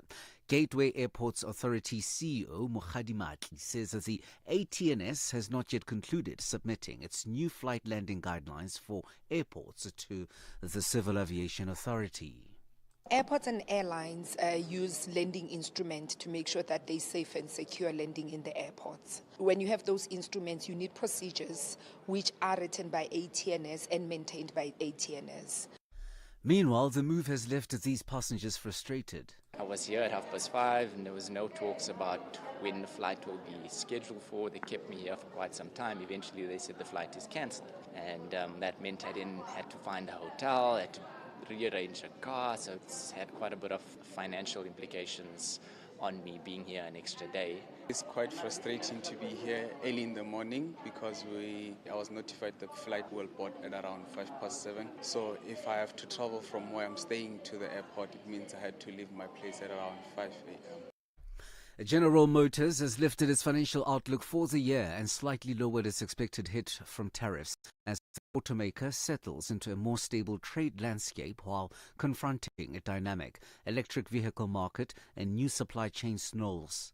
The company now expects its annual adjusted core profit to be between 12.0 to 13.0 billion US dollars, compared with its prior estimate of 10.0 to 12.5 billion dollars. The Detroit automaker says the tariffs would hit its bottom lines less than anticipated, lowering its updated impact to a range of $3.5 to $4.5 billion from a previous $4 billion to $5 billion. $1 in Nigeria is trading at 1,468 naira, Botswana 13.25, Kenya 128 shilling 39, and Zambia 22 kwacha 63. The BRICS countries and Brazil, the dollar there will cost you 5.39, Russia 80 rubles 83, India 87 rupees 89, China 71.12, and in South Africa the dollar will cost you 17 rand 28 cents, 74 pence to the British pound, and 85 to the euro. Gold is trading at $4,262 and platinum $1,573 per ounce. Brand crude oil is at $61.14 a barrel. For any business stories you would like to share with us, please send us an email to newsroom@channelafrica.co.za or call us on +27 11 714 4459. For Channel Africa Business in Johannesburg, I'm Thabiso Lekhuleni.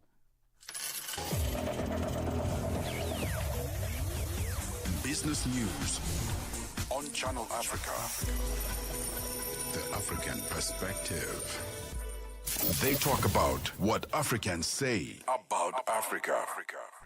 It's 41 minutes after 2 p.m. Central African Time. This is The Upside, your gateway to the good life on Channel Africa, the African perspective with Tebogo, Lekhuleni and Mmatsheko, Mosito. We are still live on our social media platforms, is where you can see our lovely studio, our lovely guest, at Channel Africa on Facebook and YouTube, and at Channel Africa 1 on TikTok. Alternatively, just download that SABC Plus app so you can take us with you wherever you go on your Android or your iOS device. Now, continue our story that reminds us that of the power of faith, of courage, and of healing.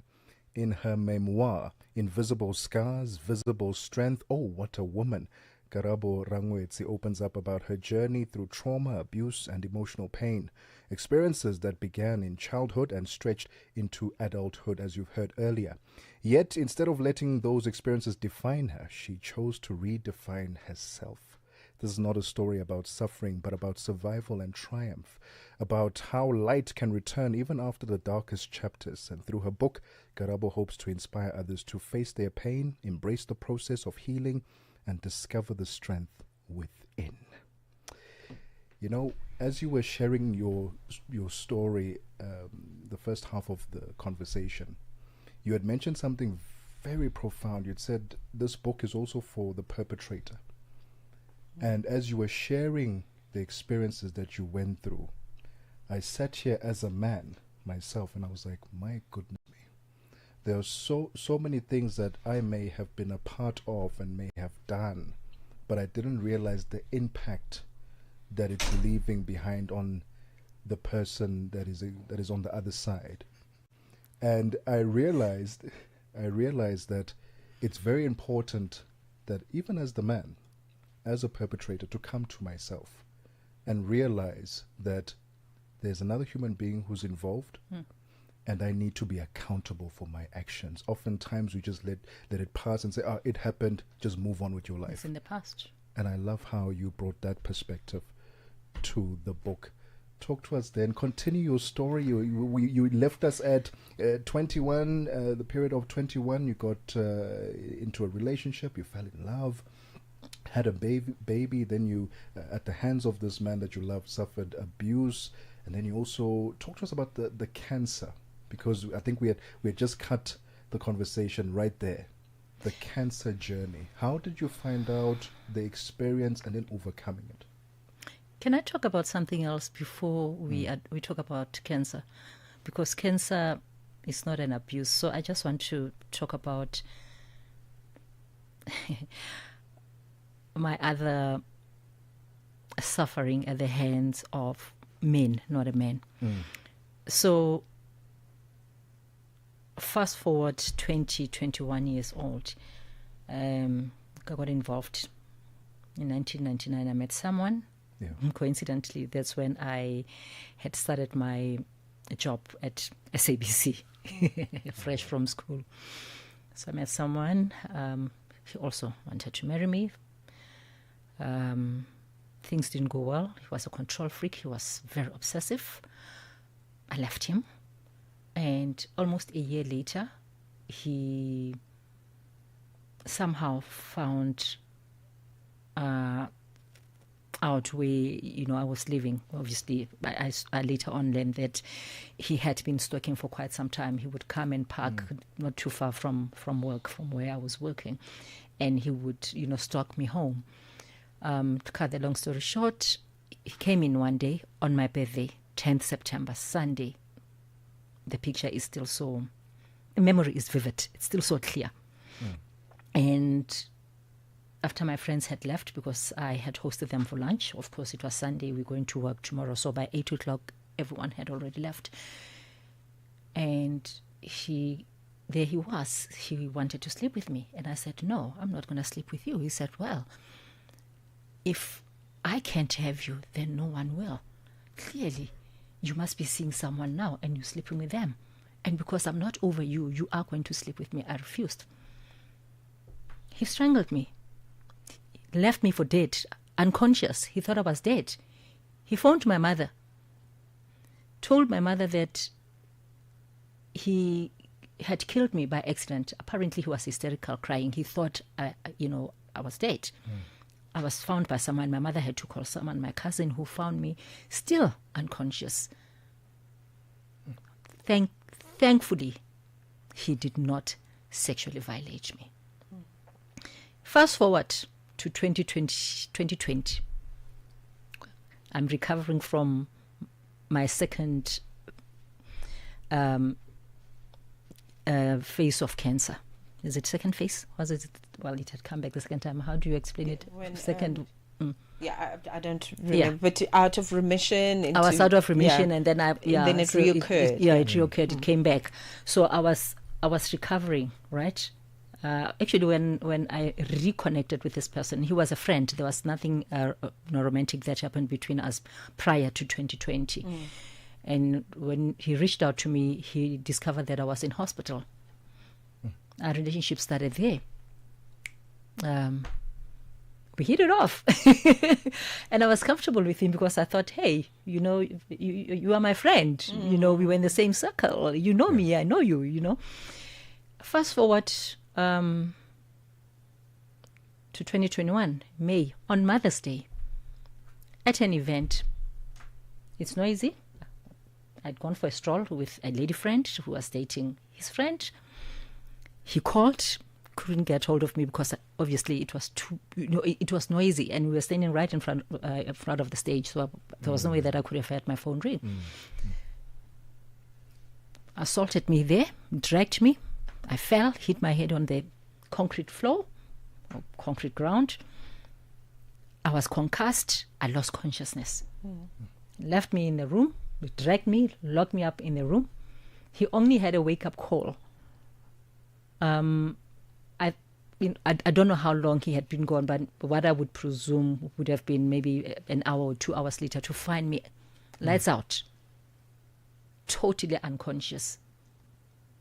And so I know, Tebogo. So that's why I say, yes, I can ask. You can, as an outsider, you can say to me, but if you say why you, then who? I don't have a problem with that.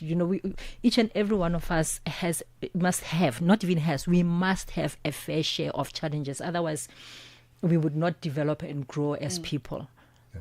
But it cannot be all the time, right? So, I don't know if you have questions before we go to the cancer story. I want to just tell you what my tears are about.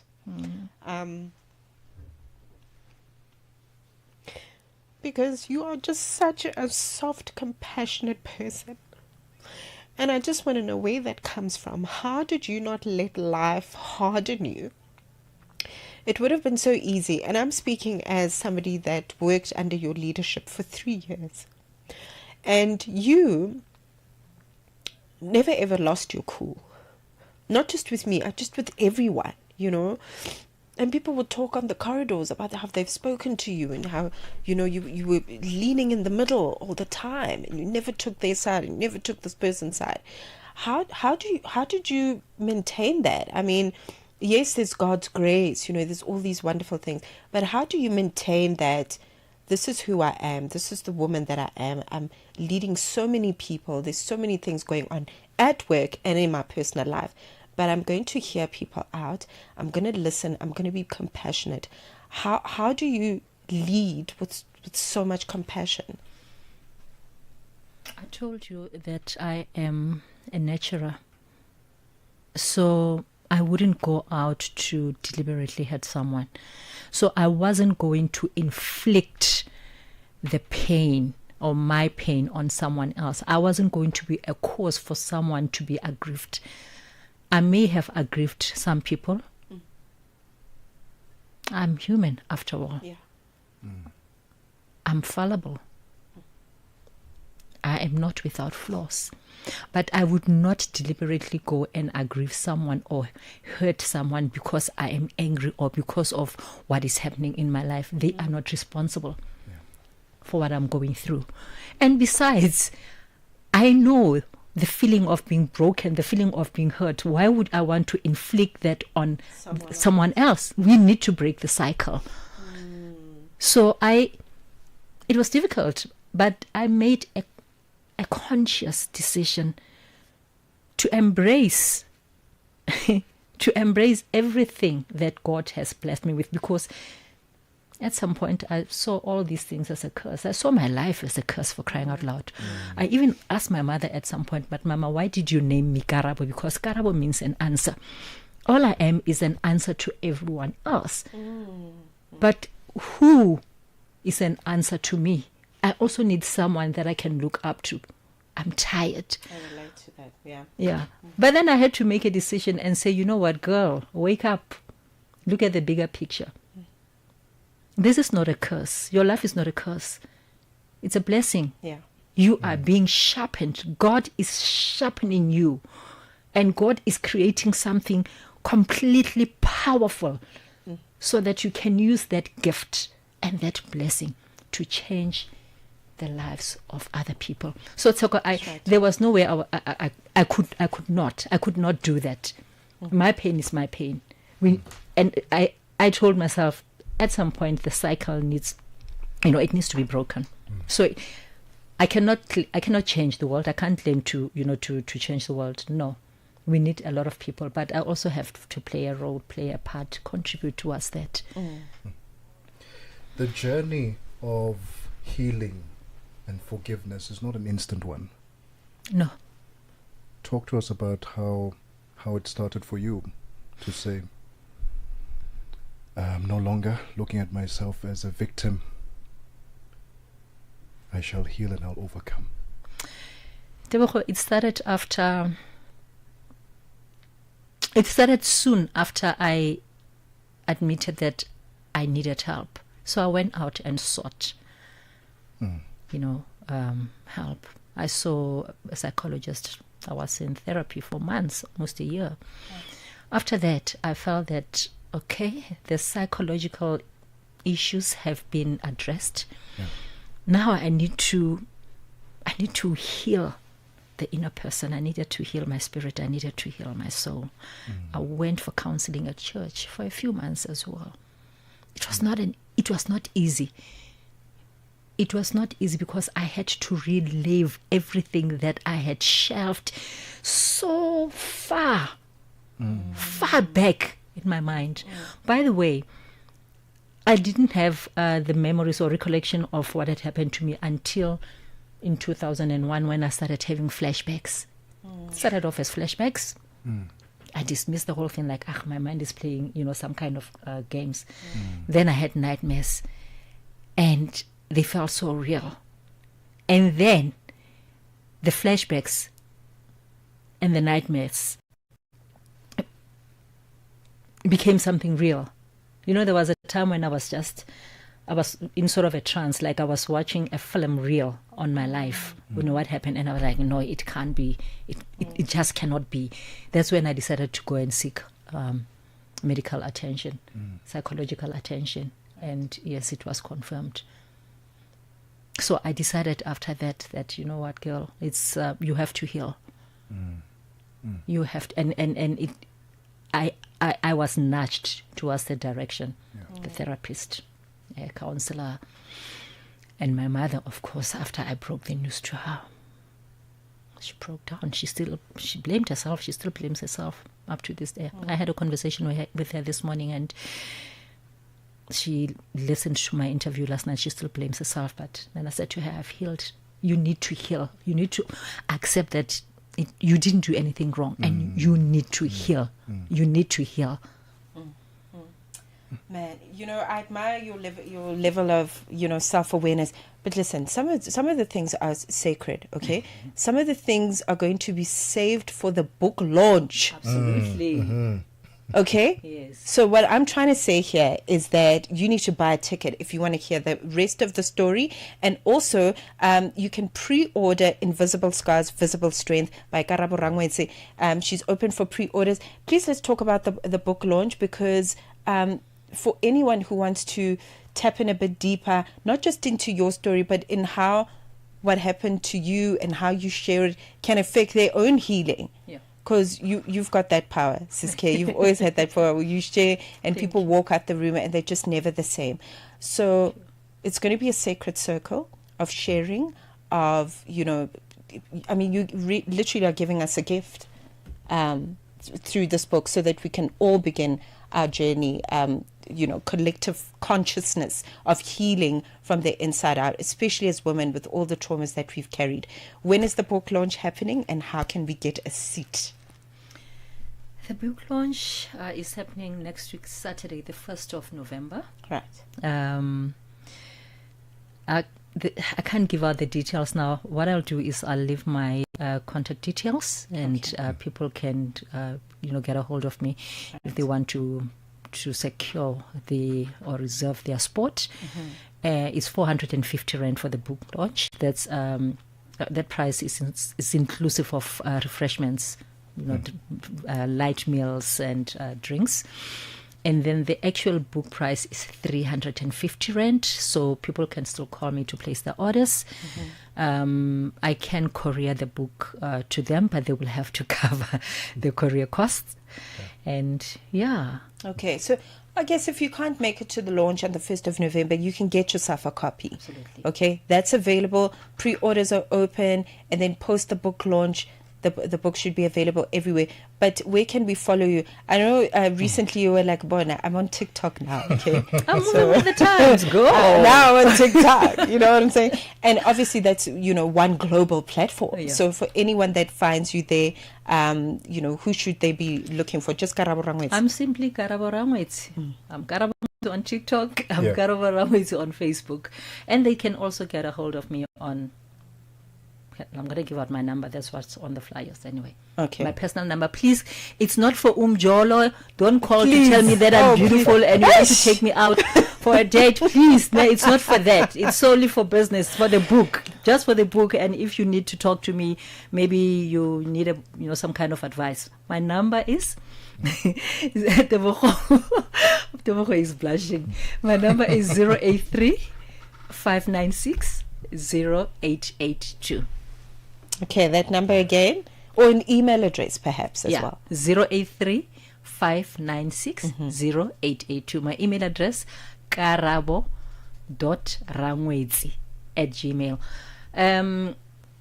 They should follow me on social media to get the correct spelling of my name and surname. So that would be my email address. But it's karabo.rangwetsi@gmail.com. There we go. And also, if you're catching the tail end of this conversation, we are going to post a link for you on our social media pages so you can click on it and catch up on our conversation.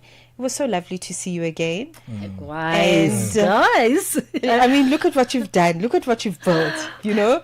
A lot of the foundations that you have been digging for several years are coming up now, and we were talking about some of the developments. You're like, I'm so happy to see this. Oh, this is so wonderful. So your contribution is still being felt. Thank you. you. To the corridors of this big building called the South African Broadcasting Corporation. And we're so grateful for your leadership, and I'm very happy for you that Thank you've you, written this Tseko. book. Thank you, sir. I'm so happy to see you guys. I must admit, I miss you. I don't miss the place, but I miss the people. I miss you guys. Invisible scars, visible strength. Oh, what a woman. And that woman is Karabo Rangwetsi. I love it. Ladies and gentlemen, Karabo Rangwetsi is about to leave the building. You can revisit the conversation that we had through our podcast on our newly revamped website, www.channelafrica.co.za. Alternatively, just follow us on our social media platforms at Channel Africa on Facebook and YouTube, and at Channel Africa 1 on TikTok. I know we've got to take news, but I had a thought that I'd forgotten to share. This is not just a book. This is now a movement. This is workshops. This is talks. This is healing circles. This is... Listen, we've sunk our feet into the river now. There's no turning back, ne? Yeah. And we're going to be there for all of us. That would be your responsibility. You drive that, ne? Yes, why not? I'm there. I'm in there. Thank you. Awesome stuff. It's 3 p.m., final hour of the show, and Jolani Chulo Mwepe standing by with the latest news. SABC News. The African Perspective. Thank you, Tseko. Our top stories this hour. Uganda's Electoral Commission sets election date and former French president begins serving his 5-year prison sentence. Good afternoon. Uganda's Electoral Commission has set the 15th of January as the date for the country's general election. President Yoweri Museveni is expected to extend his rule to nearly half a century. Now Africa's fourth longest ruling leader, Museveni's government has changed the constitution twice to remove age and term limits, allowing him to remain in office since 1986.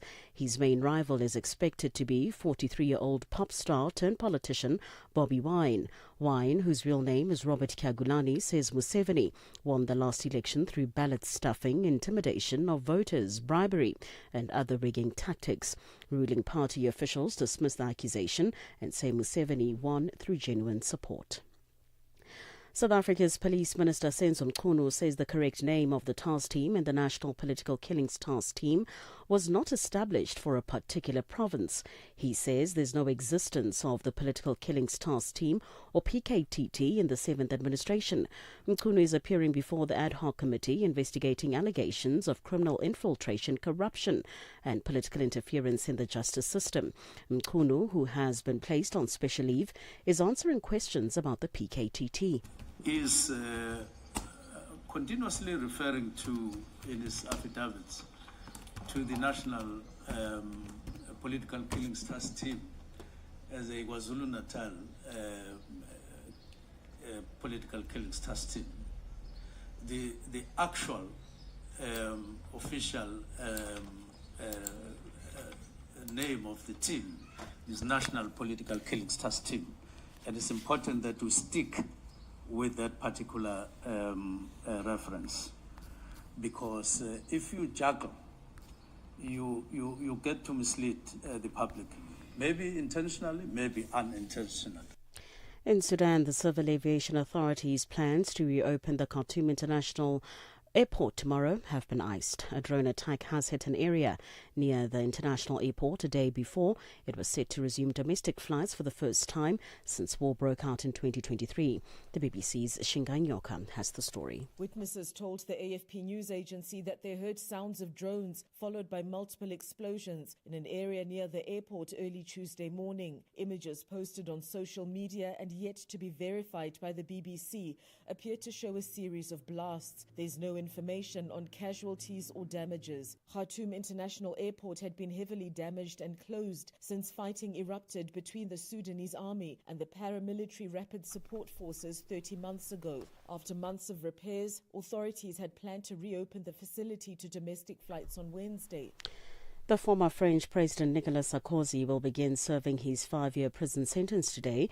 He was convicted of criminal conspiracy in a scheme to finance his 2007 election campaign with funds from the Libyan dictator Muammar Gaddafi.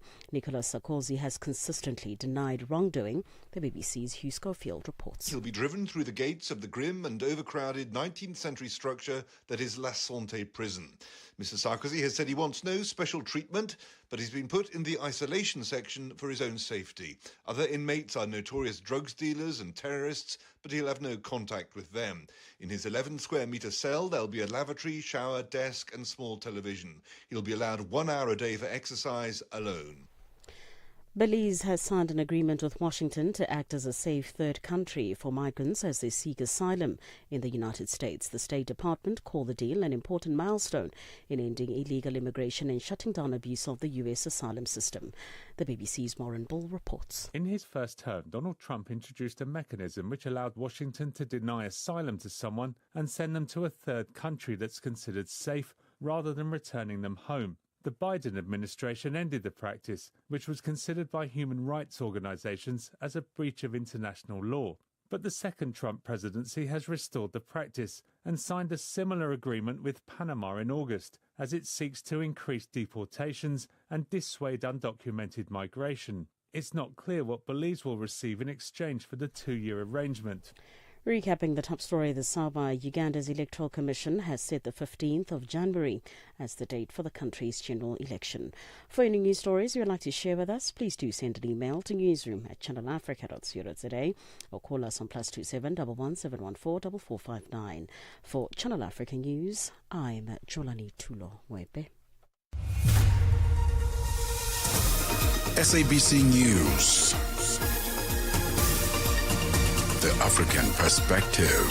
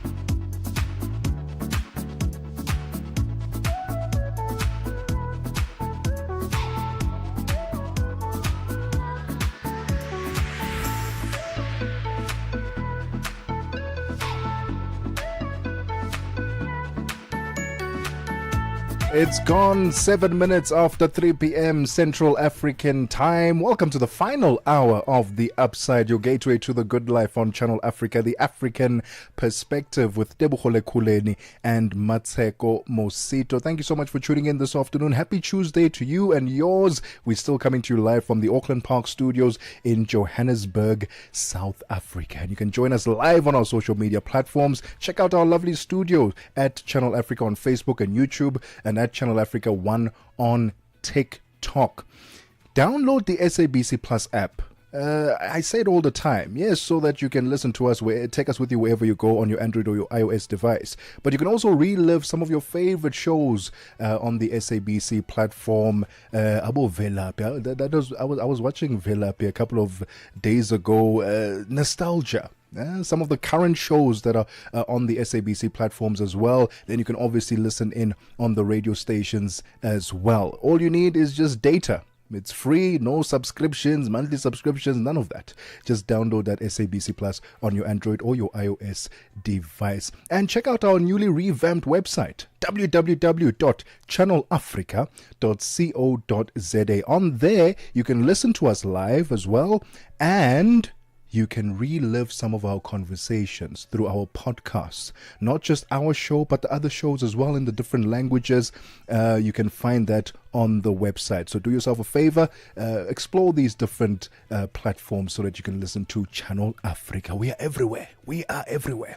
In this final hour of The Upside, we get into conversation with Woolworths as they unveil Kenya's new beauty destination at Sarit Center. We'll find out more about it. What does it entail? When is it officially launching? And who is it intended for? I mean, when I say who is it intended for, personally, I'm not a big shopper. So I need some motivation and encouragement to go to a center. Woolies has unveiled something.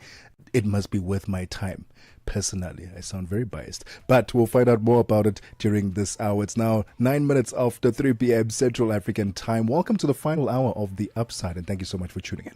Broadcasting in 5 different languages, connecting the continent. This is Channel Africa, the African Perspective. Parlez-vous couramment le français? Êtes-vous passionné par la radio? Et êtes-vous qualifié pour travailler en Afrique du Sud? Envoyez-nous votre CV et votre 3 minutes démo en MP3 à @channelafrica.co.za pour avoir une chance de rejoindre la famille Channel Africa. Si vous n'avez pas de réponse après 14 jours, cela signifie que vous n'avez pas été retenu. Channel Africa, la perspective africaine. África. Conhece o Ntivani? Claro que sou eu. Ntivani é o amante da música de corpo e alma. Eu amo música africana. Ele aprecia todos os tipos de melodias e passa os seus dias a ouvir a Channel Africa. A Adivinha só, a Channel África quer ajudar o Tivani e os amantes da música em todo o lado a descobrir ainda mais música incrível. Por isso, a Channel África está a convocar artistas africanos a submeterem as suas músicas. Músicos, lembrem-se de nos dar todas as informações relevantes no music@channelafrica.co.za. As submissões são a vossa oportunidade de ser ouvidos, mas não garantem inclusão na lista. Todas as submissões serão cuidadosamente analisadas para verificar se cumprem os requisitos da nossa estação. Canal África, a perspectiva africana. If it's news and current affairs, leading opinions, and thought leaders that get your groove, this is your home. The Upside.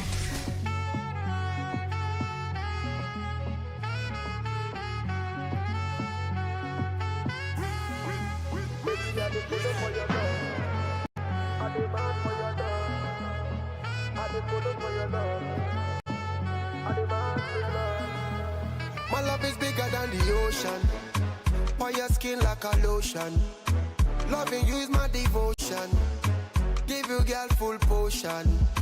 Oh my beautiful addiction. With a sweet vibration. The two of we is a vision. Anytime I slip your name I dimension. So tell me girl where you there. Just me I go let the fire blaze. Anytime you want your ways. Watch out the man them the grace. Hey man, tell me where you there. Girl I've been loving you for days. Anytime you wind up your waist. All I demand them the grace. Baby I dey colo for your love. I dey mad for your love. I dey colo for your love. I dey mad for your love. Your love, you know. Your love, you know. Your love, your love, your love, you know. You know. Your love, your love. Come give it to me, baby.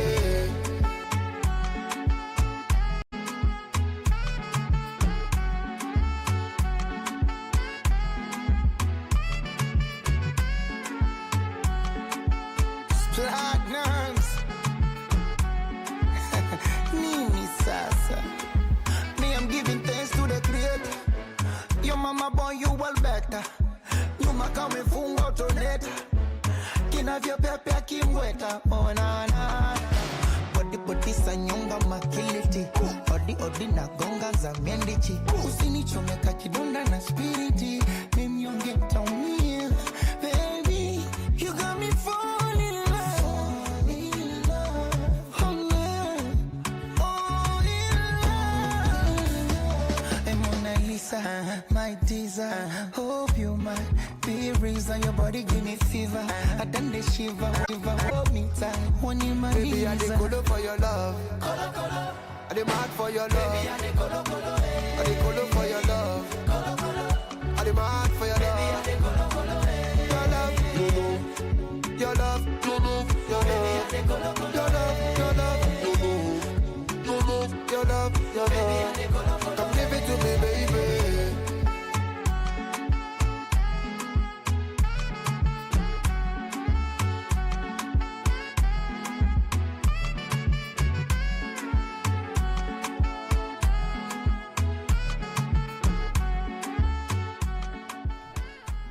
14 minutes after 3 p.m. Central African Time. Kolo Kolo by Pato Ranking and Diamond Platinums. This is the Upside on Channel Africa, the African Perspective with Tebogo Lekhuleni and Mmatsheko Mosito, bringing you the gateway to the good life. And we continue that theme and we head over to the beautiful country of Kenya, because Woolworths is redefining beauty and retail in Africa with the grand launch of its first of its kind beauty destination at the Sarit Center in Nairobi. This bold new space brings globally celebrated brands like Fenty Beauty, The Ordinary, the Laneige, I hope I said it right, to Kenyan shelves for the first time, alongside an expanded W Beauty range and a curated premium fragrance bar. But beyond product, this launch is about people and purpose. Woolworths collaborated with Nairobi's own Rummage Studio to design an exclusive upcycled denim shopper made by Gikomba source material, infusing the launch with a strong sense of local pride, sustainability, and community empowerment. To unpack this beauty revolution and what it means for African consumers, we are joined by Yobe Mvula, Woolworths Divisional Executive for Africa. Yobe, thank you so much for your time. Welcome to the Upside. Congratulations on this Nairobi launch. Talk to us about the inspiration to reimagine the beauty shopping experience in Nairobi. Good afternoon, Tebogo. Good afternoon, Mmatsheko. Thank you very much for having me, and good afternoon to your listeners as well. I think for us, actually, the rest of Africa basically presents a key opportunity around what we can actually do to offer the experience that customers see within the South African market. Yeah. And Nairobi was probably the key market for us, where we looked at actually what's the best way for us to actually expand in East Africa. So we trade out of 10 other countries outside of SA, and Nairobi, for Kenya, is one of the bigger markets that we want to target as a center for actually expanding within the East African node. So Nairobi was an easy play. I think after having spoken to customers through research, and the key thing that was missing was the whole beauty component. So we've never really had beauty at this scale in a Kenyan environment, within the East African market. So this was really a key unlock for us with our partners, where we looked at what would actually work, what trending brands would actually bring into the market, that customers kind of like don't have to travel to go buy a Fenty product, for example. You don't have to go somewhere to go buy a Lineage product. You'd actually find it under one destination. And this is where the Nairobi concept actually came into play. Hence what we actually unlocked now, based on what customers are seeing. If I digress a bit, you might have heard that we opened obviously our Store of the Future concept in Tiger Valley in Cape Town. The component in beauty that sits within Tiger Valley in Cape Town is exactly what our customers are seeing in the Nairobi beauty concept that we actually launched. Yeah. I love the fact that you're giving access to the people of Nairobi to brands and platforms that they otherwise would have had to source either through e-commerce and not readily available right there in their communities. Talk to us about some of the global trends that are being introduced through this shopping experience and curated for this Nairobi launch. You've mentioned some of the key brands, which is what I like. So if you think of Fenty, you think of Bodychair, you think of Lineage as well. Those are exclusive brands that we're actually going to find within our market. And we're going to continue working with our partners to actually say, what are some of these key niche brands that we can put on a shelf that you won't be able to find anywhere else? And this is part of that journey. I think what we've landed so far has resonated very well with customers. And during the launch as well, there was a lot of oohs, ahs. I never thought I would actually see this on shelves. Thank you for bringing this to our market. So there's so much like watch this space. I think there's going to be some key niche products that are going to carry landing as we learn and as we respond to our customer. And Yoba, there was quite an exciting element that was brought in this particular launch. The upcycled denim shopper created by Rummage Studio. Tell us how that collaboration came about. That was actually quite a key thing for us. If you think about, we are a sustainable brand. And when we talk about our vision is obviously they want to be one of the most sustainable retailers on the continent. And Rummage do great work already in the market. We're giving smaller businesses a platform to express their creativity. But it's also part of, the circular economy. So we used the pieces of jeans when we did a co-creation with them to create a unique bag that was only available on launch day. So that should become quite niche as well.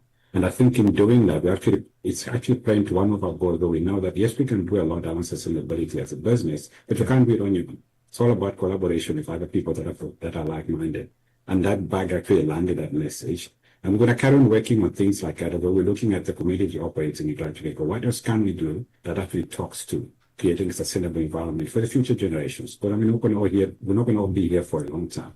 But I think we're getting to a point where we got to do something about it, but we got to do it together.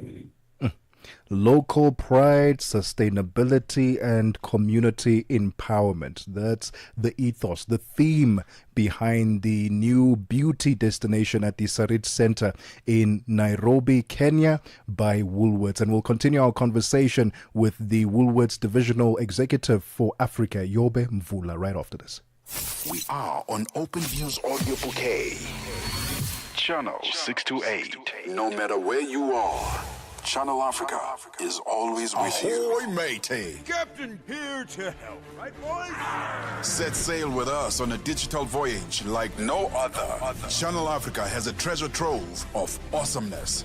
That is our website and social media pages. Tell me, why are you here? We want you to be part of our adventure. The winds are changing, Captain.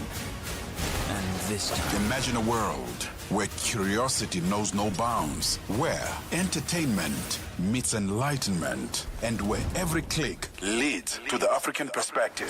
Visit us on our website, www.channelafrica.co.za, or follow us on Instagram or on X at Channel Africa One.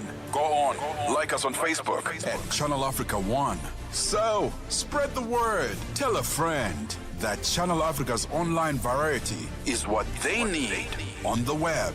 Channel Africa, the African perspective. This is The Upside for the best African vibes, groundbreaking content. 21 minutes after 3 p.m. Central African time, we continue our conversation with Woolworths Divisional Executive for Africa, Yobe Mvula, to unpack this revolutionary beauty platform, the beauty destination at the Sarit Center in Nairobi, Kenya. And it's a bold new space that brings globally loved and celebrated brands like Fenty Beauty, The Ordinary, Laneige to Kenyan shelves for the very first time, alongside the expanded W Beauty range and as well as a curated premium fragrance bar. Yobe, let's talk about the layout itself. I mean, for those who are in Kenya right now, in Nairobi at the Sarit Center, who have not experienced it yet, paint a picture of what they can experience. You touched on the Cape Town leg of it and how similar it is. But for those who haven't experienced it before, walk us through the layout. What can we expect? We walk through the doors. What are we seeing? What are we interacting with? So look, it's actually a lovely question, Tebogo. It's one of those things where when you pop into a store and you see something just popping right in the middle of the store, it's like a destination within a destination. Wow. So we've created a concept that kind of gives you, I would say, a gift shop with everything in it. And normally people tend to talk about beauty more normally, so like it's no more a ladies thing, but it's actually across all segments. So we've kept it very inclusive. We're kind of like saying the days of buying, for example, men's socks and gowns are actually gone. Yeah. When you walk into the scene, you've got choices from fragrances. You're talking about beauty products. You're talking about facial products. You've got different areas you can actually touch into different brands. Then you've got our WD product that goes across all those elements as well. And this thing touches on bathroom and body. So literally you walk into a zone where you're actually cocooned within the shower. You think that you're actually walking into a separate standalone store, but yet you stay within the buildings. And that's a destination that we created. And I always say it's difficult to always describe it, but I think if you really pop in there and even watch some of the videos, you're actually going to see this experience that immerses you into what beauty is all about, which is a first for Kenya, but also a first for us outside of the SA market. I love that. Woolworths is a global brand. How do you then go about balancing, shall we say, the African cultural context when you're launching in new markets like Nairobi, Kenya? If I use beauty as a good example, so makeup, for example, shades are quite critical. So normally you have to play to your market as well. Africa predominantly black, if I'm talking about dark skin, light skin, etc. It's all about what we've seen in the past is where brands have launched this kind of concept. But nobody take into account the client is selling to. So it's just a carbon copy or copy and paste into a market.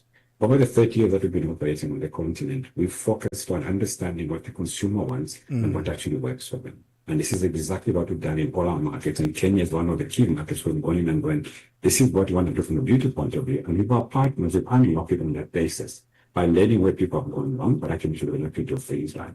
But we keep a very close eye of the customers through different master classes that we've been holding in country as well on beauty and various products to understand exactly what they're looking for.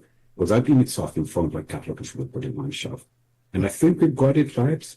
And depending on what customers say over the next couple of months, we'll add in a couple of elements that we've missed, and it becomes an ongoing learning journey. As new things come in, you add into it as well, So I think we've just nailed it, in my view. that will land right for the consumers. Now, this beauty destination has officially launched right at the Sarit Center. Talk to us about the feedback that you've received so far. I'm sure quite a bit of excitement because it's the first of its kind in the area. Definitely. I think if you look at, I'll use the usual one, people say we've been trending for the last 3 weeks now. I think it's become a destination that everyone is popping in to come and see what this newness is. And every time people come out of it, they keep saying, wow, I never thought I could see something like this within the Kenyan environment. But the thought is always, people tend to say, I can only see the brand in SA, but I never really see it being executed in the same way. The fact that they actually experienced the same thing they've seen in SA was a big tip for us out there. Just announcing ourselves to the world that it actually, so don't treat customers differently. Yes, it's been a journey, but we've been working with the taxi to say how best to execute it. And I think most of our customers, when you're talking about influencers, media personalities, we've been in the news, people have popped in, who've never really shopped us before. What you're going, I didn't know Woolies had this. Now I'm actually going to start shopping at this because of X, Y, and Z. And in doing that, we've opened up doors that other retailers might have struggled to open, but actually making sure it's accessible to everyone. Because you don't need to find everything you're looking for in that environment. And the good thing about it is, there are no experts in it. It's all being managed by our local community. People understand the consumers and actually make sure that the locals actually understand what we share on a bigger scale. Do you think, Yobe, when brands like Woolworths enter the market, like Nairobi in Kenya, and exposes them to global brands and a different way of doing business, sustainability, community involvement, do you think that it then also inspires the community at large to start changing their ways, innovating because of your presence, showing them a different picture of what can be done? I think it's one of those old principles one needs to think about. As a business, you can go into any market, but you'll never be able to survive in local communities. I think the 30 years we've been on the continent that's taught us quite a lot of lessons. We've seen other brands back up and leave, but we've also been on the principle of when you're in a community, we're going to make a difference. And it goes across various channels. We're talking about suppliers, we're talking about service providers. We're not just there to make money, but actually look at how do we entrench ourselves in such a way that we are a good corporate citizen. But it's not just about donations, it's about how we grow together as a community. And everything that we've done in the past, not to treat ourselves as a premium brand, but to treat ourselves as people offer service that is needed in an environment that they're operating in. And in the markets that we've been trading in, that's always been our ethos. And GBJ, which we call a good business journey, becomes one of those critical levers that actually without money, you can't survive without your communities. And if you operate on that basis, you're never really going to have a business in the room. And if you view yourself as a business or a premium offer, you're always going to end up with challenges because people are always going to peg you in the category. But you're going to view yourself as a part of a community that you actually believe in, brand that people believe in. And I think that's what sustained us so far and deliver what we've got the really different to our consumers. And well, if you haven't been there yet, do yourself a favor and make your way to the Sarit Center in Nairobi for the Woolworths beauty destination, a first of its kind, and check out the global brands that are there for the very first time, and including their W Beauty range, expanded W Beauty range, which is also part of the offering. Any plans, Yobe, to not duplicate, but to replicate this experience into other spaces in Africa as well, not just in Nairobi? Yes, definitely. I think as part of our expansion strategy, our part is definitely to actually look at how we can quickly grow the continent. And this is the beginning of that journey. We spent years trying to refine our various offers in other markets as well, and now comes the time we really want to grow this rapidly. So this is definitely going to be going through to other markets. It will be in different formats depending on the sizes we find, and we work with various languages and look at opportunities we can unlock across East Africa, as well as across some of our neighboring countries that we actually operating in. We think that beauty presents a key opportunity for us, and it's a segment that's continually growing, but has not actually been done right on the continent. And it's actually that most customers, or even people actually ordering online, as you mentioned earlier, or looking at other channels just to service their needs. And I think we've just found a solution that will actually work for us and to pop up across the continent in different markets, in different formats, but still delivering the same type of village experience that we are known for. Yobe, thank you so much for your time this afternoon, and all the best with the center. We hope that it continues to bring more fantastic testimonies from the customers there in Nairobi about basically just seeing what and being exposed to brands that they haven't been exposed to before, all thanks to Woolworths, and all the best with the expansion plans as well. Thank you very much, Tebogo, and thank you for having me. And thank you to your listeners. The voice of Yobe Mvula, Woolworths Divisional Executive for Africa. The first of its kind in Nairobi, a beauty destination at the Sarit Center. Bold new space, bringing global celebrated brands like Fenty Beauty, The Ordinary, the Laneige to Kenyan shelves for the very first time. Go check it out. It's 30 minutes after 3 p.m. Central African time. Let's get the latest in sports with Figile Lingwati. Sports on Channel Africa. The African perspective. We start off with cricket news. Australia's Steve Smith has declared himself ready for the Ashes against England next month, despite having some time off in New York for the last few weeks. The experienced middle-order batter last had time out in the middle in August when he played for Welsh Fire in the 100, while his last test match was against West Indies in Jamaica in July. 36-year-old will play 2 first-class games for New South Wales against Queensland at the Gabba and Victoria at the SCG before the first test against England that begins on the 21st of November in Perth. Smith is likely to stand in as Australia captain for at least the opening test, with Pat Cummins still recovering from a back injury. On to football news. Nigeria's under-17 women's national football team, the Flamingos, are stepping up preparations for next month's FIFA Under-17 Women's World Cup in Morocco. The team and their officials landed in Casablanca after a smooth 4-hour 20 minutes flight from Abuja. They are staying at the well-known Ibis Hotel in Casablanca. Coach Bangole Olowokere's team will have a light training session later this evening. The Flamingos will also play 2 friendly matches, one against New Zealand on Friday and the other against Paraguay next Tuesday. Nigeria is in Group C alongside with France, Canada and Samoa. Former SuperSport United and Beaversvets midfielder Mark Haskins says it is disappointing that the preparations for Amajimbos ahead of the Under-17 World Cup are not in place. Amajimbos have qualified for the World Cup in Qatar and make their first appearance in 2 weeks' time. There's been very little in the form of warm-up matches or training camps, and a disaster is looming. The national under-17 teams only assembled in Johannesburg on Sunday evening, 2 weeks before its opening match against Bolivia on the 3rd of November. Haskins elaborates. This is not just some fly-by-night Mickey Mouse tournament we're going to. It's the World Cup.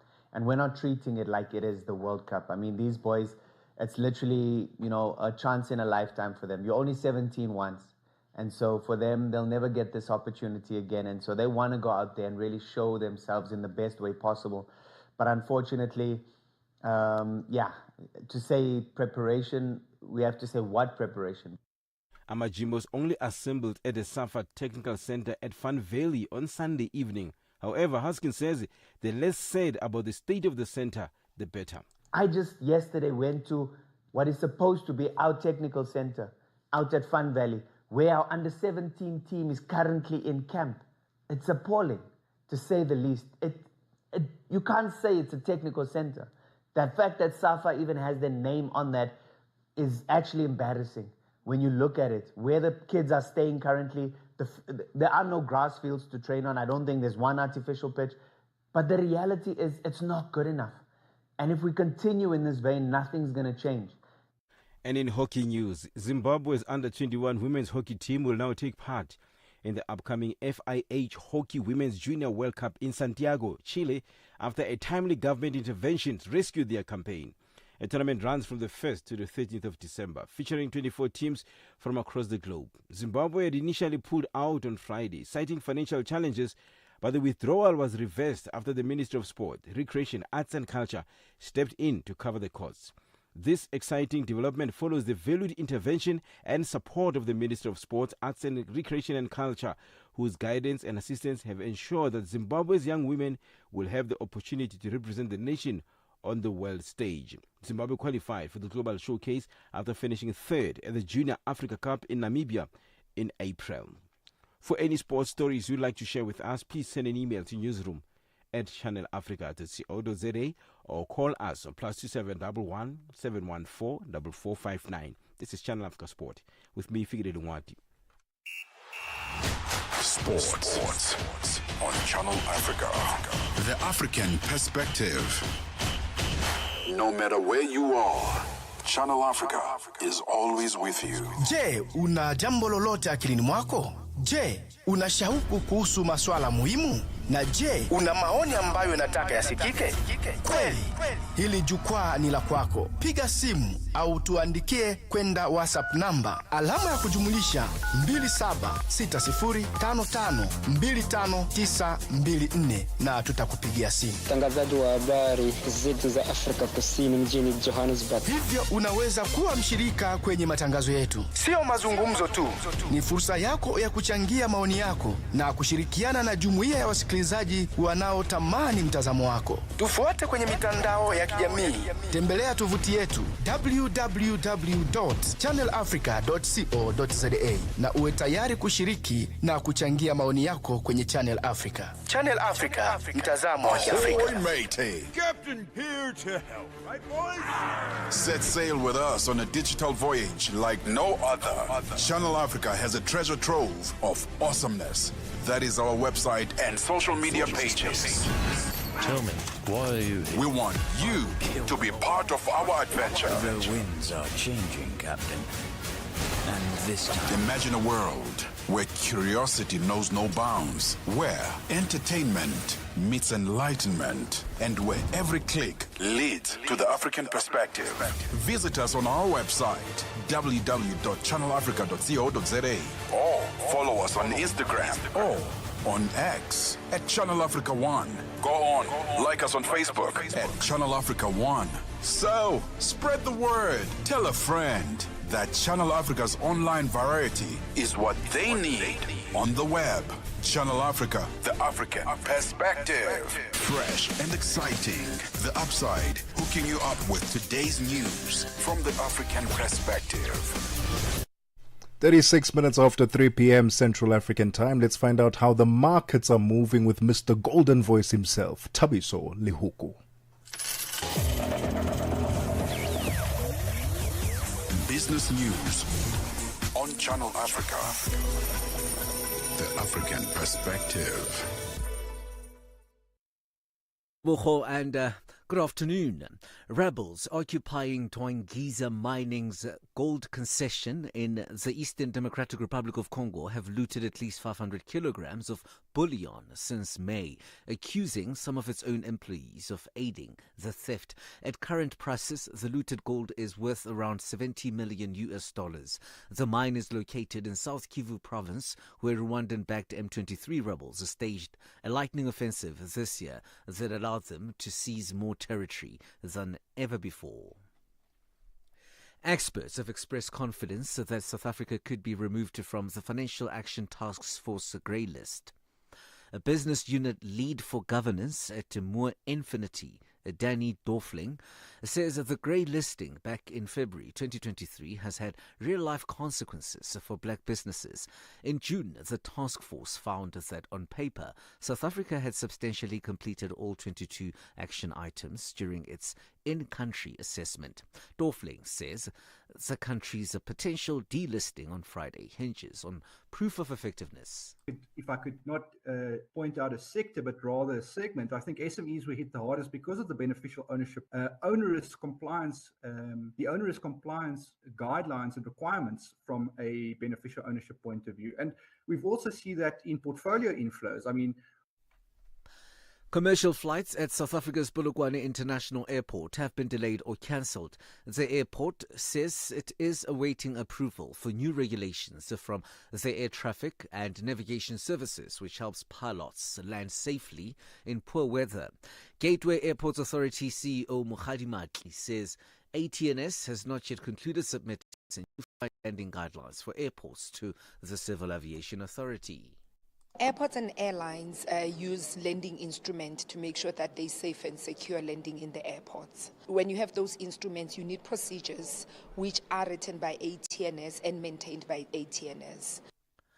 Meanwhile, the move has left these passengers stranded. I was here at 5:30 and there was no talks about when the flight will be scheduled for. They kept me here for quite some time. Eventually they said the flight is cancelled. And that meant I then had to find a hotel, had to rearrange a car, so it's had quite a bit of financial implications on me being here an extra day. It's quite frustrating to be here early in the morning because I was notified the flight will board at around 7:05. So if I have to travel from where I'm staying to the airport, it means I had to leave my place at around 5 a.m. Private equity firm APN Capital Advisory and the International Finance Corporation say they have launched a $1 billion fund to invest in critical minerals projects in Africa and Latin America. The fund, anchored by an initial $100 million commitment from the corporation, a member of the World Bank Group, will focus on nickel, copper, cobalt and rare earths, all essential for the energy transition and digital technologies. The new vehicle is IFC's first fund in partnership with the private mining investor, reflecting growing interest by development finance institutions to attract private capital into mining projects. $1 in Nigeria is trading at 1,468 naira. In Botswana, it's at 13.25. Kenya, 128 shillings 39. And Zambia, 22 kwacha 63. The BRICS countries, in Brazil, the dollar will cost you 5.39. Russia, 80 rubles 83. India, 87 rupees 89. China, 71.12. And in South Africa, the dollar will cost you 17 rand 28 cents. 74 pence to the British pound and 85 to the euro. Gold $4,262 and platinum $1,573 per ounce. Brand crude oil is at $61.14 a barrel. For any business stories you would like to share with us, please send us an email to newsroom@channelafrica.co.za or call us on +27 11 714 4459. For Channel Africa Business in Johannesburg, I'm Thabiso Lohugu.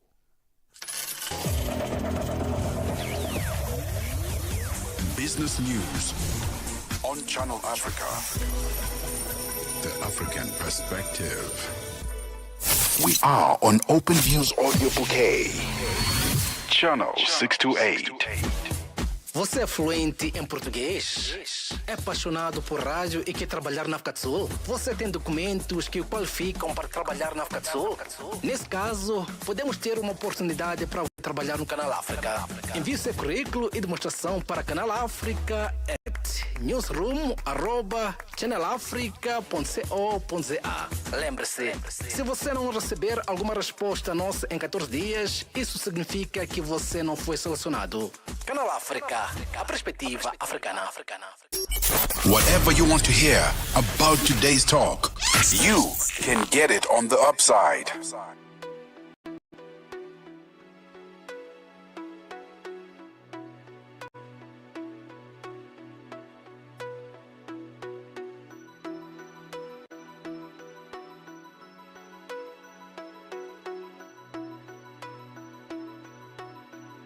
Every girl deserves to feel like a star.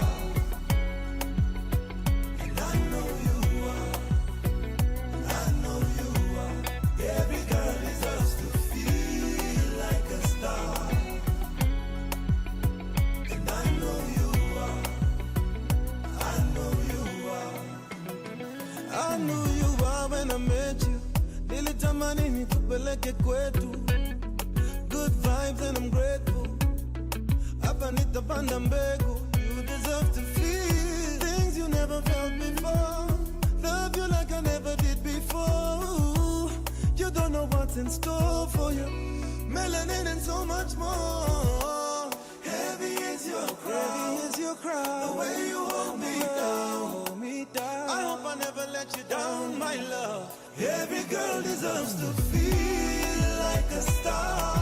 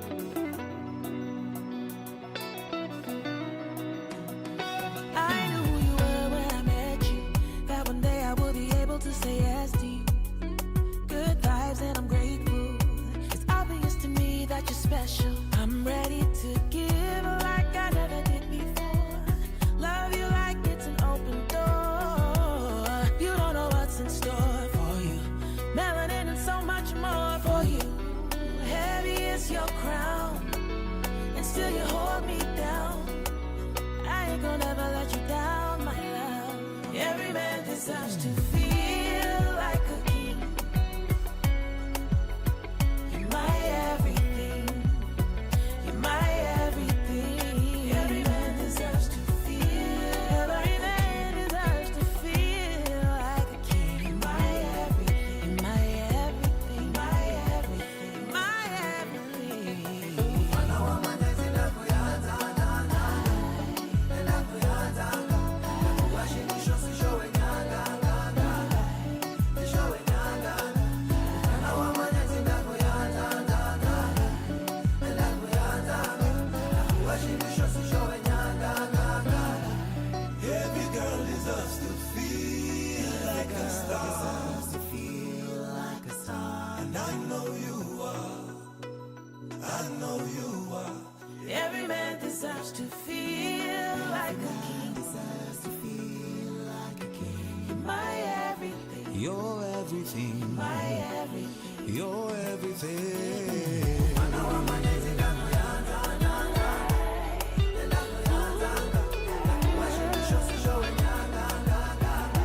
Every man deserves to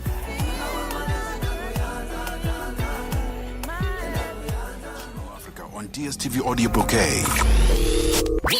Channel 802.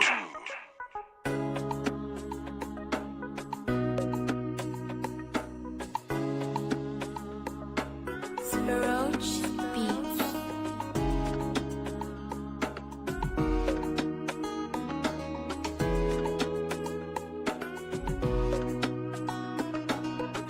Early mama on your phone, I they call, baby. 247, maybe you I they want, baby. While I know yawa for you, baby.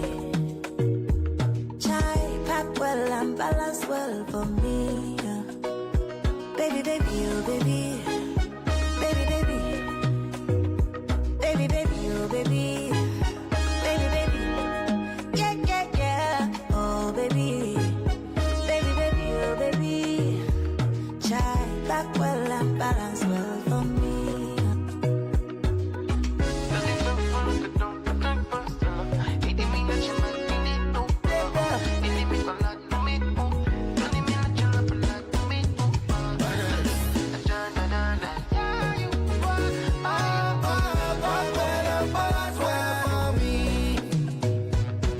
No time for chit chat. I want you to pull me closer, baby. You need you, I can't lie. We don't build love where distance no fit corrupt. No yawa, oh, baby, tell me no yawa, oh. Back well and balance well for me. Yeah, I know say things no balance, but you don't try for me. Yeah, yeah, and I go give you joy, cause I know strong man go there for me. Yeah, good for you. No go give you story. Who wanna give you story now? So back well and balance well for me. Yeah, baby, Yeah, yeah, yeah. baby, Yeah, yeah, yeah. baby, baby, oh baby, baby, baby, yeah, yeah, yeah, oh baby, baby, baby, oh baby, child, Back well and balance well for me. Balance.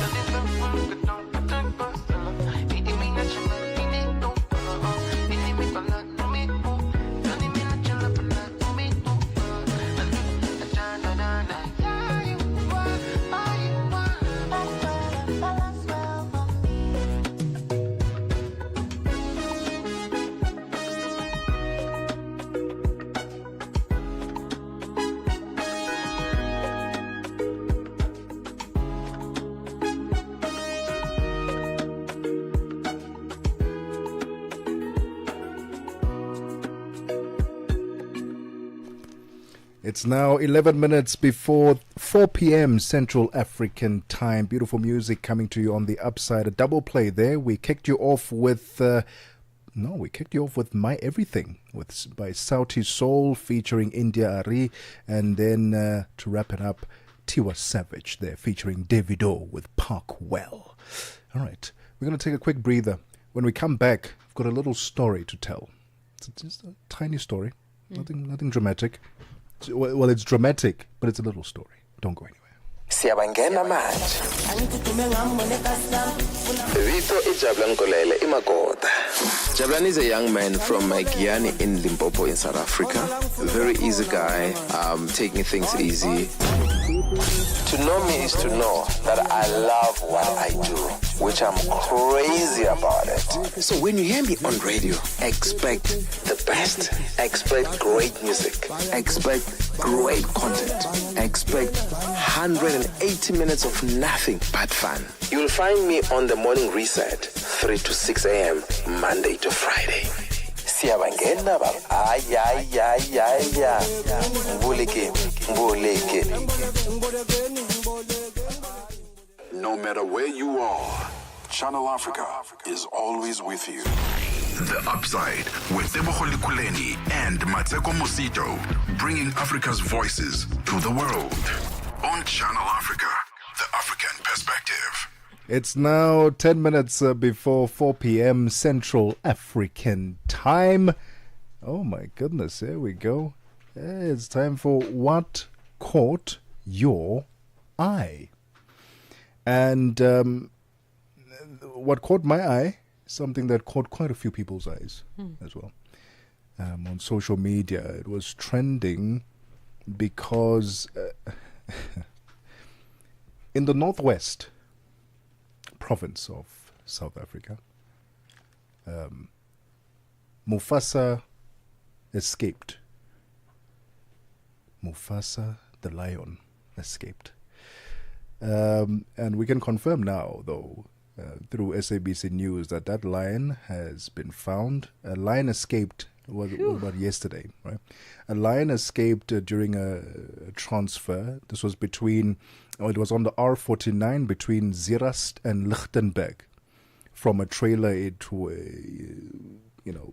it was on, and somehow it escaped. And I saw the video, and many people also saw the video. And initially, when we saw the video, the video shows the lion on top of the trailer, right? And someone is recording in a car behind this transporting vehicle, and the lion is on top of the trailer. And before you know it, the lion jumps off the trailer, and the car was moving, jumps off onto the road, falls onto the road. It gets up. And that's pretty much where the video ends. Like many people, I also thought that was AI. I thought it was AI simply because, and I'll explain why. When the lion fell on the road, that impact, it looked very, I wouldn't say pixelated. Something was off about the way it fell. It's almost like it got up immediately. It's almost like there was two different frames that were used in that particular shot of it falling. That made me think, oh, no, it's AI. It's AI. No, that was a real lion jumping from the trailer onto the road, and it escaped. And this morning, though, through the SABC News, we can confirm that very lion was captured. It was found, and it doesn't look like there was any harm done by the lion during its excursion. How? First of all, how did the lion get on top of the trailer? Why was the trailer open in the first place? That doesn't make sense to me. You are transporting a cat that can climb up trees if it wanted to. It's got claws and it can move around. Why would the trailer not be sealed or closed properly? That's my first question. The next question that I have, the lion fell and the people who were transporting it just sort of stood on the side of the road. And I didn't see any movement from them. Like, did none of them have like a gun, a tranquilizer to get out and let's shoot? No, it escaped. Oh, well, let's just report it and let's just carry on driving. That is a lion. It can go and kill many people. That is during its exploration. And it did not, fortunately, kill or, endanger anyone's life, and it was caught. So if you were in that northwest region and you're like, but the dogs outside are making a grumbling, raw sound. It doesn't sound like the dog that I'm used to. What is this? It was the lion. The lion was moving around there, but they found it. All right. Why are you transporting a lion in a cage that can just open up? It doesn't make sense to me. A bit more preparation should have been done in that transfer. Yeah, because also you're not only endangering people and the environment, you're also endangering the lion, because somebody could have killed the lion. I mean, shot at Yes. it, or Yes, and absolutely. harmed it. Yeah, yeah. But I was having very naughty thoughts as you were speaking, because I'm like, is this lion like hanging around with Thabo Bester? Like, how does he know how to escape so quickly? Have they been like hanging out, or like what's going on? Prison break. You didn't go there, did you? No, that lion sounds like he could be very good friends with Thabo Bester. I can tell you that. He sounds very smart. Wow. Clearly he figured something out. Yeah. And maybe the reason why the transporters let him go is because there was some cold drink transferred. Right. They were like, hey, guys, just let me go. Right. But here's another thing that I want to allude to. It's the fact that, yes, the lion has been caught and it's safe now. I think the reason why we didn't hear any, like, oh, it didn't attack any people or whatever, it's because this thing happened in Zirast and Lekhuleni. Do you know how far that place is? Hey, there's nothing, just farms and cows. So we're grateful that no one got hurt, and yes, the lion was captured, if you were wondering. All Well, right, that's the what good caught your news eye? of the story. Look, I'm going to keep mine very simple. I know there's a lot going on, but I have been reading Brene Brown. So, but today is actually Africa Human Rights Day. Oh, the whole continent. The entire continent, as declared by the African Union. So Africa Human Rights Day is celebrated every single year on this day, the 21st of October. All right, marks the adoption of the African Charter on Human and People's Rights of 81. So we're acknowledging it today. And I know there's been much confusion about, is it the 21st of October? Is it the 21st of May? May, yeah. But I've gone through several articles, and it looks like it's actually today, the 21st of October. So, but listen, even if it was in May, it's okay. This is a great excuse for us to go back to the African Charter and have a look at it and see if it actually represents human rights and people as we see it today. Yeah. And also an opportunity perhaps for us to dig into old records and listen to Ismailo from Senegal singing Jamu Africa, which means Africa needs to unite in the Wolof language of Senegal. It's an opportunity for us to listen to Youssou singing about war and people and justice, to listen to Salif Keita sing his song Tomorrow. It's one of my favorite Salif Keita songs. Vusima Hlasela from South Africa, singing about when the people come back home, when we're beating the drums, when we come back home. Mmatsheko is revealing her love for an opportunity just to celebrate and be with one another. So, but very important themes around justice, around human rights. We know that there's been an intense violation of that, even in the year 2025. Look at what's happening in Northern Kivu.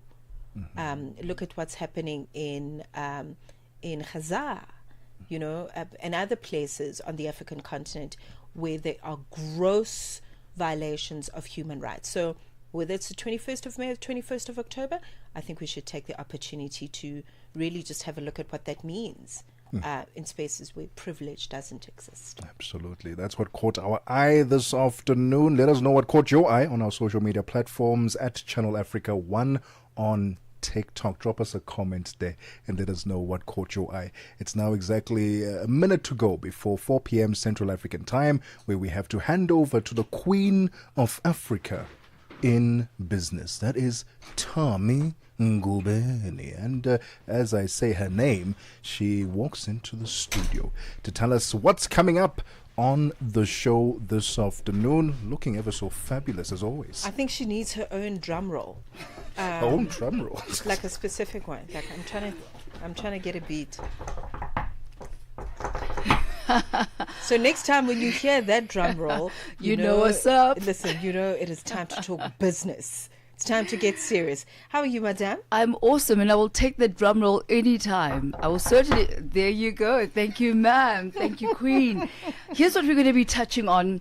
You know that Ethiopia owes the Chinese quite a handsome amount of money in debt. It actually amounts to $5.38 billion US dollars, and they've initiated discussions of converting that loan into yuan, which is quite interesting. So yet another move to move further away from the dollar as a means of currency and as a means of exchange there. So we'll be focusing on that. We'll be speaking to the founder and CEO of Pragma Investment Authority, and then also taking a look at the youth economy this afternoon. Okay, lots happening in the next hour. That's Africa in Business, as led by the Chief Whip of the program. That's Tami Ngubeni, coming to you after the 4 p.m. news bulletin. It was wonderful to spend the afternoon with you. We are back again. Oh my God, is tomorrow Thursday? No, it's Wednesday. It's Wednesday. Oh my yes. goodness. Okay. Well, you're It's having Wednesday. a fabulous week. That's Clearly. a good sign. I don't know where I'm in a rush to. But tomorrow is Wednesday, so we will be here between 1 p.m. and 4 p.m. Have a glorious rest of the afternoon. Jonani Tulongwepe standing by with the 4 p.m. news.